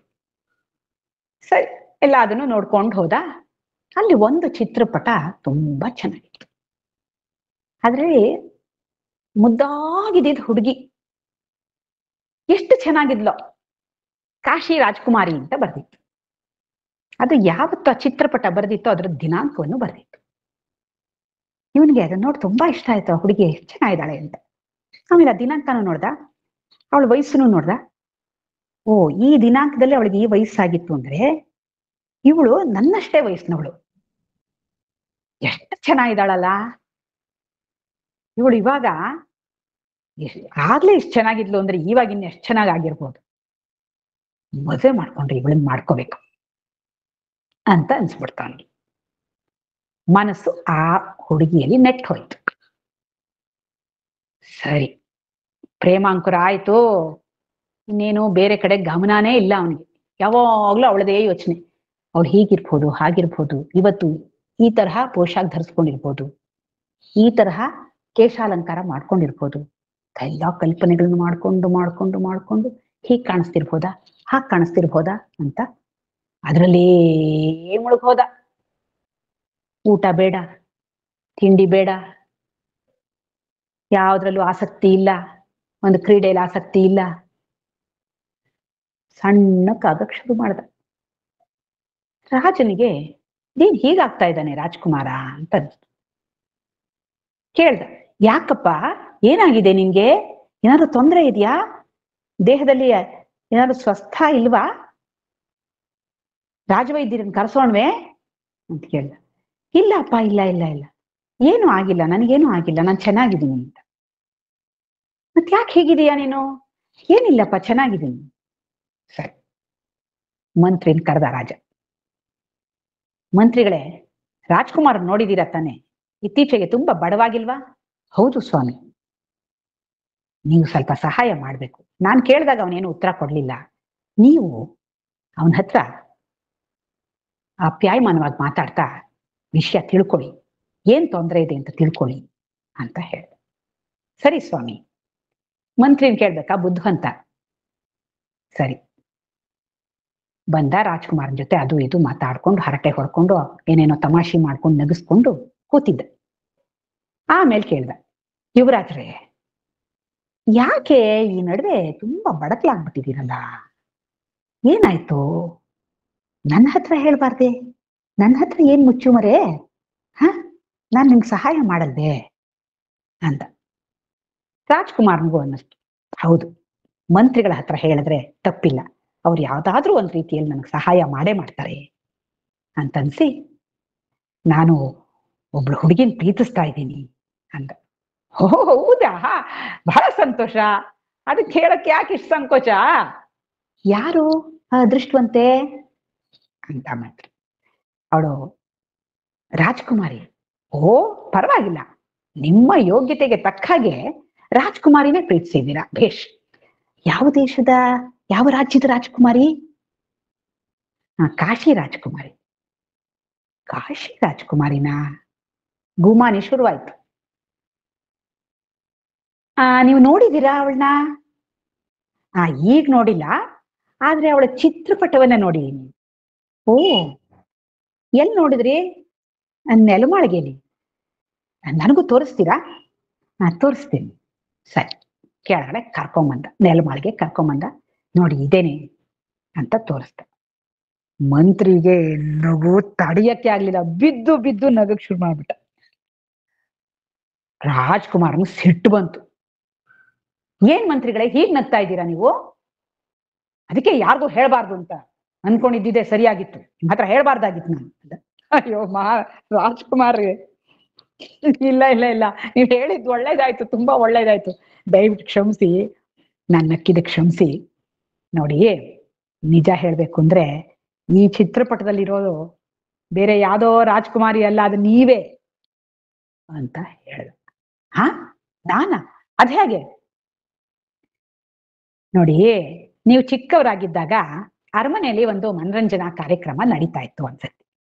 ಅದರಲ್ಲಿ ಒಂದು ನಾಟಕ ಮಾಡಕ್ಕೆ ಆಯೋಜನೆ ಮಾಡಲಾಗಿತ್ತು. ಅದರಲ್ಲಿ ಕಾಶಿಯ ರಾಜಕುಮಾರಿ ಪಾತ್ರ ಯಾರಾದ್ರೂ ಮಾಡ್ಬೇಕಾಗಿತ್ತು, ಚಿಕ್ಕ ಹುಡುಗಿಯ ಪಾತ್ರ. ಅದಕ್ಕೆ ಮಹಾರಾಣಿಯವರು ಹೇಳಿದ್ರು, ನನ್ ಮಗನ್ಗೆ ಆ ಪಾತ್ರ ಹಾಕ್ಬಿಡಿ, ಮುದ್ದಾಗಿದ್ದಾನೆ, ಚೆನ್ನಾಗಿರುತ್ತೆ ಅಂತ. ಎಲ್ರಿಗೂ ಹೌದು ಹೌದು, ನಿಮಗೆ ಚೆನ್ನಾಗಿ ಅಲಂಕಾರ ಮಾಡಿ ಆ ಪಾತ್ರ ನಿಮಗ್ ಕೊಡ್ಲಾಯ್ತು. ನೀವು ಚೆನ್ನಾಗಿ ಅದನ್ನ ಯಶಸ್ವಿಯಾಗಿ ನಿರ್ವಹಿಸಿದ್ರಿ. ಅದಾದ್ಮೇಲೆ ಮಹಾರಾಣಿಯವ್ರಿಗೆ ತುಂಬಾ ಚೆನ್ನಾಗಿ ಕಾಣಿಸ್ತಾ ಇದ್ರಲ್ಲ ನೀವು, ನಿಮ್ದೊಂದು ಚಿತ್ರ ಬರೆಸ್ಬೇಕು ಅಂತ ಆಸೆ ಆಯ್ತು. ಹಾಗಾಗಿ ಈ ಚಿತ್ರವನ್ನ ಬರೆಸಿದ್ರು. ನೋಡಿ, ಆ ರಾಜ್ಕುಮಾರಿ ನೀವೇನೆ, ಇನ್ಯಾರು ಬೇರೆಯವ್ರಿಲ್ಲ ಅಂತ ಹೇಳ್ದ ಮಂತ್ರಿ. ಆಗ ರಾಜ್ಕುಮಾರನಿಗೆ ಓ ಹೌದಾ ಅಂತ ಅನ್ಸಿ ಅವನಿಗೂ ಸ್ವಲ್ಪ ನಗುನು ಬಂತು. ಸರಿ ಅಂತ ಸುಮ್ಮನಾಗ್ತದೆ. ಇದು ಹೇಗೆ ಅಧ್ಯಾರೋಪ ಅಪವಾದಕ್ಕೆ ಉದಾಹರಣೆ? ಕಾಶಿ ರಾಜ್ಕುಮಾರಿ ಎನ್ನವಳು ಇರ್ಲೇ ಇರ್ಲಿಲ್ಲ, ಇದ್ಲು ಅಂತ ಆರೋಪ ಮಾಡ್ಲಾಯ್ತು. ಅವಳು ಹಾಗಿದ್ಲು ಹೀಗಿದ್ಲು ಅಂತ ಅದಕ್ಕೆ ರೆಕ್ಕೆ ಪುಕ್ಕನು ಕಟ್ಲಾಯ್ತು. ಆಮೇಲೆ ಮಂತ್ರಿ ಬಂದ್ಬಿಟ್ಟು ರಾಜ್ಕುಮಾರಿ ಇಲ್ವೇ ಇಲ್ಲ ಅಂತ ಆ ಆರೋಪವನ್ನ ಅಪವಾದ ಮಾಡ್ಬಿಟ್ಟ, ತೆಗೆದು ಹಾಕ್ಬಿಟ್ಟ. ಮೊದ್ಲು ಇರ್ಲಿಲ್ಲ, ಆಮೇಲೂ ಇಲ್ಲ, ಆರೋಪ ಮಾಡಿ ಅಪವಾದ ಮಾಡ್ಲಾಯ್ತು. ಇನ್ನು ಒಂದು ಕಥೆ, ಅದು ಕೂಡ ಗೊತ್ತಿರೋದು ನಿಮಗೆ, ಕುರಿ ಹುಲಿ ಕಥೆ. ಒಂದು ಹುಲಿ ಗರ್ಭಿಣಿಯಾಗಿತ್ತು, ಪ್ರಸವ ವೇದನೆ ಅನುಭವಿಸ್ಕೊಂಡು ಒಂದು ಮರಿಗೆ ಜನ್ಮ ನೀಡ್ತು. ಆಮೇಲೆ ಅದು ಪ್ರಾಣ ಬಿಟ್ಬಿಡ್ತು. ಅಲ್ಲಿ ಒಬ್ಬ ಕುರಿ ಕಾಯೋನಿದ್ದ, ನೋಡ್ದ ಪುಟಾಣಿ ಮರಿ, ಹುಲಿ ಮರಿ, ಪಾಪ ಅನಿಸ್ತು ಹಂಗೆ, ತಾನೇ ಕರ್ಕೊಂಡು ಹೋದ. ತನ್ನ ಕುರಿ ಮಂದೆ ಜೊತೆಲೆ ಅದನ್ನು ಬೆಳೆಸೋಕ್ ಶುರು ಮಾಡ್ದ. ಈ ಹುಲಿ ತಾನು ಕುರಿ ಅಂತಾನೆ ತಿಳ್ಕೊಳ್ತು, ಕುರಿಗಳ ಜೊತೆಲೆ ಬೆಳೀತು, ಅವುಗಳ ಹಾಗೆ ಹುಲ್ ತಿಂತು ಅಂತ ಹೇಳಕ್ ಶುರು ಮಾಡ್ತು. ಅವುಗಳ ಜೊತೆಲೆ ಆನಂದವಾಗಿತ್ತು. ಒಂದು ದಿವಸ ಏನಾಯ್ತು, ಒಂದು ಹುಲಿ ಬಂತು, ನಿಜವಾದ ಹುಲಿ ಬಂತು. ನೋಡ್ತು ಒಂದಷ್ಟು ಕುರಿಗಳು ಮೇಯ್ತಾ ಇವೆ, ಸರಿ ಒಳ್ಳೆ ಆಹಾರ ಅನ್ಕೊಳ್ತು. ನೋಡಿದ್ರೆ ಅದ್ರ ಜೊತೆನಲ್ಲಿ ಒಂದು ಹುಲಿನೂ ಇದೆ, ಅದು ಹುಲ್ ತಿಂತಾ ಇದೆ. ಅರರರೆ, ಇದೆಂಥ ವಿಚಿತ್ರ, ಎಲ್ಲೂ ನೋಡ್ಲಿಲ್ವಲ್ಲಪ್ಪ ಇಂಥ ವಿಚಿತ್ರನಾ ಅಂತ ಅನ್ನಿಸ್ತದಕ್ಕೆ. ಆವಾಗ ಅದಕ್ಕೆ ಬೇರೆ ಕುರಿಗಳನ್ನ ಬೇಟೆ ಆಡೋದ್ರ ಕಡೆಗೆ ಲಕ್ಷ್ಯ ಹೊರಟೋಯ್ತು. ಮೊದಲು ಈ ಕುರಿ ಹುಲಿ ಇತ್ತಲ್ಲ, ಈ ಕುರಿ ಹುಲಿನ ಹಿಡ್ಕೊಂಡು ಹೋಗಿ ಏನ್ ಕತೆ ಇದ್ರದ್ದು ಅಂತ ಕೇಳ್ಬೇಕು ಅಂತ ಬಂದಿದ್ದೇನೆ, ಅದ್ರ ಮೇಲೆ ಆಕ್ರಮಣ ಮಾಡಿ ಅದನ್ನ ಗಟ್ಟಿಯಾಗಿ ಹಿಡ್ಕೊಂಡಿದ್ದೇನೆ. ದರ ದರ ದರ ದರ ದರ ಹೇಳ್ಕೊಂಡು ಹೋಯ್ತು. ಉಳಿದಿದ್ ಕುರಿಗಳೆಲ್ಲ ಎಲ್ಲವೂ ಓಡ್ ಹೊಟ್ಟೋದ್ವು. ಇದಂತೂ ಪ್ರಾಣ ಭೀತಿಯಿಂದ ಅರ್ಚ್ಕೋತಾ ಇದೆ. ದರ ದರ ದರ ದರ ಎಳ್ಕೊಂಡು ಹೋಗಿದ್ದೇನೆ. ಅಲ್ಲೊಂದು ಬಾವಿ ಇತ್ತು, ಆ ಬಾವಿ ಹತ್ರ ಕರ್ಕೊಂಡು ಹೋಗಿ ಅದ್ರ ಮುಂದೆ ಬಗ್ಗಿಸ್ತು. ಹೇಯ್ ನೋಡಿಲ್ಲಿ, ಒಳಗಡೆ ಇಣುಕು, ಅಂತ ಇಣುಕು ನೋಡ್ತು. ನಿನ್ನ ಮುಖ ನೋಡ್ಕೋ, ಕಾಣಿಸ್ತಾ ಇದೆಯಾ? ನನ್ನ ಮುಖ ನೋಡು. ನಿನ್ನ ಮುಖ ನನ್ನ ಮುಖ ಒಂದೇ ತರ ಇಲ್ವಾ? ಅಂದ್ರೆ ಏನು? ನೀನ್ ಕುರಿ ಅಲ್ಲ, ನೀನ್ ಹುಲಿ. ಪೆದ್ದಂಭಟ್ಟ ಕುರಿ ಅನ್ಕೊಂಡು ಹೆದರ್ಕೋತಾ ಇದೀಯಲ್ಲ. ನೀನು ಹುಲ್ಲನ್ನೆಲ್ಲ ತಿನ್ನೋದು, ಮಾಂಸ ತಿನ್ಬೇಕು. ತಗೋ ಇಲ್ಲಿ ಅನ್ಬಿಟ್ಟು ಒಂಚೂರು ಮಾಂಸನ ಅದ್ರ ಬಾಯಿ ತುರುಕ್ತು. ತಿಂತು ಅದು. ಗರ್ಜನೆ ಮಾಡು ಅಂತ ಗರ್ಜನೆ ಮಾಡು ನಂತರ ಅಂತ ಗರ್ಜನೆ ಮಾಡ್ತದ. ಭೇಷ್ ಅಂದ್ಬಿಟ್ಟು ಬೆಂತಟ್ಬಿಟ್ಟು, ನೀನು ಹುಲಿ ಕುರಿ ಅಲ್ಲ, ಜ್ಞಾಪಕ ಇಟ್ಕೋ ಅಂತ ಹೇಳ್ಬಿಟ್ಟು ಹೊರಟು. ಇದು ಹೇಗೆ ಅಧ್ಯಾರೋಪ ಅಪವಾದಕ್ಕೆ ಉದಾಹರಣೆ. ಆ ಕುರಿ ಹುಲಿ ಏನಿತ್ತು ಅದು ಮೊದಲು ಹುಲಿಯೇ ಆಗಿತ್ತು, ಅದು ಯಾವತ್ತೂ ಕುರಿ ಆಗಿರ್ಲಿಲ್ಲ. ಕುರಿ ಆದ ಹಾಗೆ ಅನ್ನಿಸ್ತು, ಕುರಿ ಅಂತ ಅಂದ್ಕೊಳ್ತು, ಕುರಿತ್ವ ಆರೋಪ ಆಯಿತು. ಆಮೇಲೆ ಆ ದೊಡ್ಡ ಹುಲಿ ಬಂದು ಈ ಆರೋಪವನ್ನ ಅಪವಾದ ಮಾಡ್ತು, ತೆಗೆದಾಯ್ತು. ಆ ತೆಗೆದು ಹಾಕಿದಾಗ ಅದು ಮತ್ತೆ ತಾನು ಹುಲಿನೇ ಅನ್ನೋದನ್ನ ಗುರುತಿಸ್ಕೊಳ್ತು. ಈ ರೀತಿಯಲ್ಲಿ ಅಧ್ಯಾರೋಪ ಮತ್ತು ಅಪವಾದ ಅನ್ನುವಂಥ ಈ ಪ್ರಕ್ರಿಯೆ ನಮಗೆ ನಮ್ಮ ಮೂಲ ಸ್ವರೂಪವನ್ನ ಸ್ಪಷ್ಟವಾಗಿ ತಿಳ್ಕೊಳ್ಳೋದಕ್ಕೆ ಬಹಳ ಸಹಾಯ ಮಾಡುತ್ತೆ. ಇವತ್ತು ನಾವು ಈ ಒಂದು ಪ್ರಕ್ರಿಯೆಯನ್ನು ನೋಡಿದ್ವಿ. ಇನ್ನೊಂದು ಉಪನ್ಯಾಸದಲ್ಲಿ ಇನ್ನೂ ಹಲವಾರು ಪ್ರಕ್ರಿಯೆಗಳನ್ನ ನೋಡೋ ಪ್ರಯತ್ನವನ್ನ ಮಾಡೋಣ. ಸದ್ಗುರುಗಳ ಕೃಪೆಯಿಂದ ನಮ್ಮ ಮೇಲೆ ಆರೋಪವಾಗಿರುವಂಥ ಈ ಜೀವತ್ವವನ್ನ ಕಳ್ಕೊಂಡು, ಅಪವಾದ ಮಾಡಿಕೊಂಡು ನಾವು ಸಚ್ಚಿತ್ ಆನಂದ ಸ್ವರೂಪರೇ ಅನ್ನೋ ಒಂದು ಜ್ಞಾನದಲ್ಲಿ ನಾವು ದೃಢವಾಗಿ ನಿಲ್ಲೋ ಹಾಗಾಗ್ಲಿ ಅಂತ ಪ್ರಾರ್ಥನೆ ಮಾಡ್ತಾ ಇವತ್ತಿನ ಉಪನ್ಯಾಸವನ್ನು ಮುಗಿಸ್ತಾ ಇದ್ದೇನೆ. ಹರಿ ಓಂ.